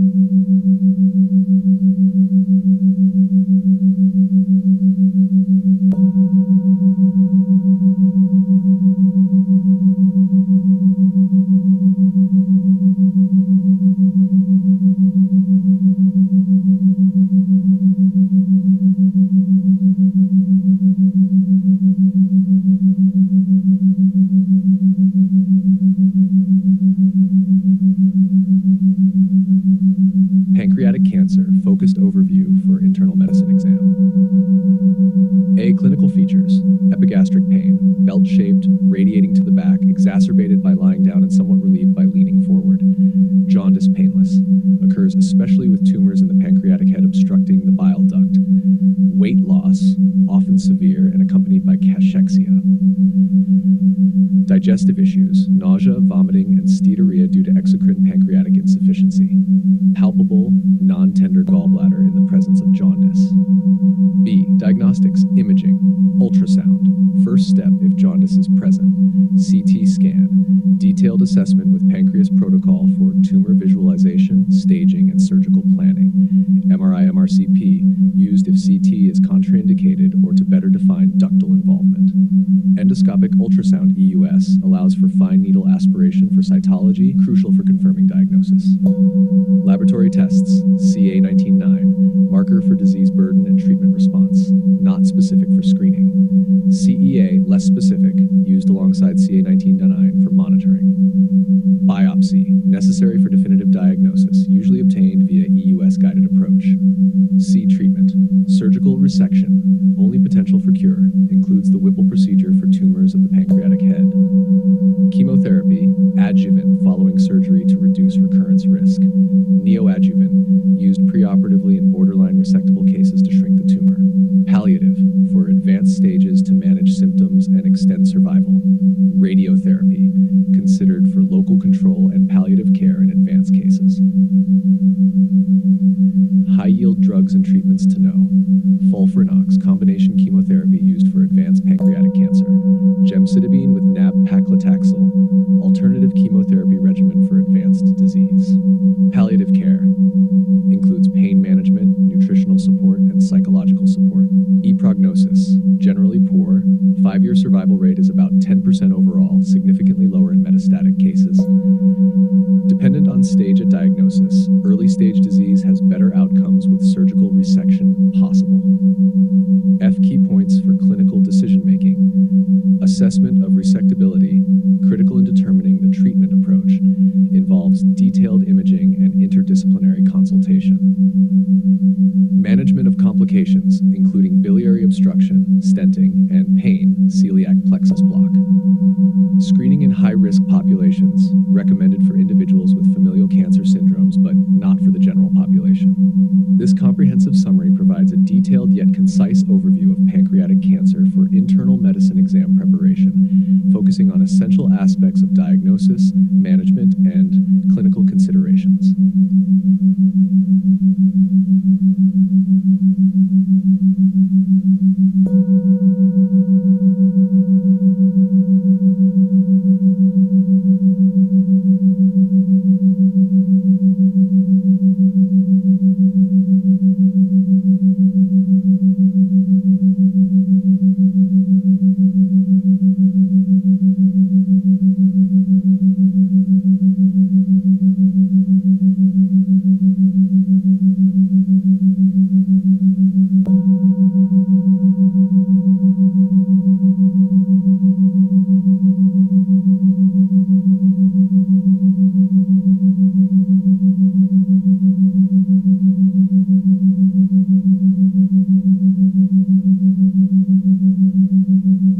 Pancreatic cancer comprehensive overview for medical exam preparation. A. Epidemiology and risk factors. Age of onset. Primarily affects individuals aged 60 to 80 years. Incidence and mortality represents about 3% of all cancers. High mortality due to late-stage diagnosis. High-risk groups, higher rates in African Americans, individuals with chronic pancreatitis, smokers, and those with hereditary cancer syndromes, e.g. BRCA mutations, Lynch syndrome. B. Clinical features. Symptom jaundice, common in tumors obstructing the bile duct, typically without pain. Abdominal pain, epigastric, often radiating to the back, exacerbated by lying down. Weight loss and cachexia due to decreased appetite and malabsorption. Courvoisier sign, palpable gallbladder in the presence of jaundice, indicative of a potential blockage by a tumor. Signs of advanced disease, liver metastasis, ascites, and secondary diabetes. C. Diagnostics, imaging, ultrasound. Initial test if jaundice is present, evaluates for gallstones and ductal abnormalities. CT scan, triphasic pancreatic protocol to assess the extent of the tumor and metastases. MRI-MRCP for detailed ductal imaging and in cases where CT is contraindicated. Endoscopic ultrasound, EUS, allows for fine needle aspiration, providing tissue diagnosis. Laboratory tests, CA19-9, elevated in many patients but not specific for pancreatic cancer. CEA, used alongside CA19-9 for monitoring but is less specific. Biopsy, necessary for definitive diagnosis, typically performed via EUS. D. Staging, TNM classification, T. Size and extent of the primary tumor. N. Regional lymph node involvement. M. Presence of distant metastasis. Stages, ranges from stage 1A, localized, to stage 4, metastatic. E. Treatment, surgical options, pancreaticoduodenectomy, Whipple procedure.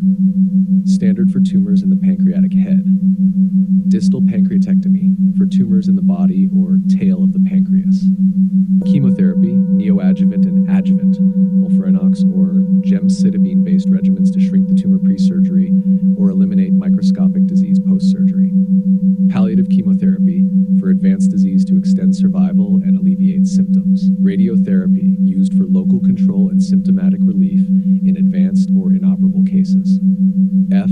Prognosis. Overall 5-year survival, approximately 10%, with significantly lower rates in metastatic disease. Resectability and survival. Only about 20% of cases are resectable at diagnosis, which greatly affects outcomes. G. Key points for clinical decision-making. Assessing resectability, vital for planning treatment, involves detailed imaging and multidisciplinary consultation. Management of complications includes interventions for biliary obstruction, stenting, and pain management. Screening recommendations, generally not recommended for the general population, but indicated for high-risk individuals with familial syndromes. This outline provides a structured approach to understanding pancreatic cancer, emphasizing critical aspects pertinent to diagnosis, management, and treatment for internal medicine exam preparation.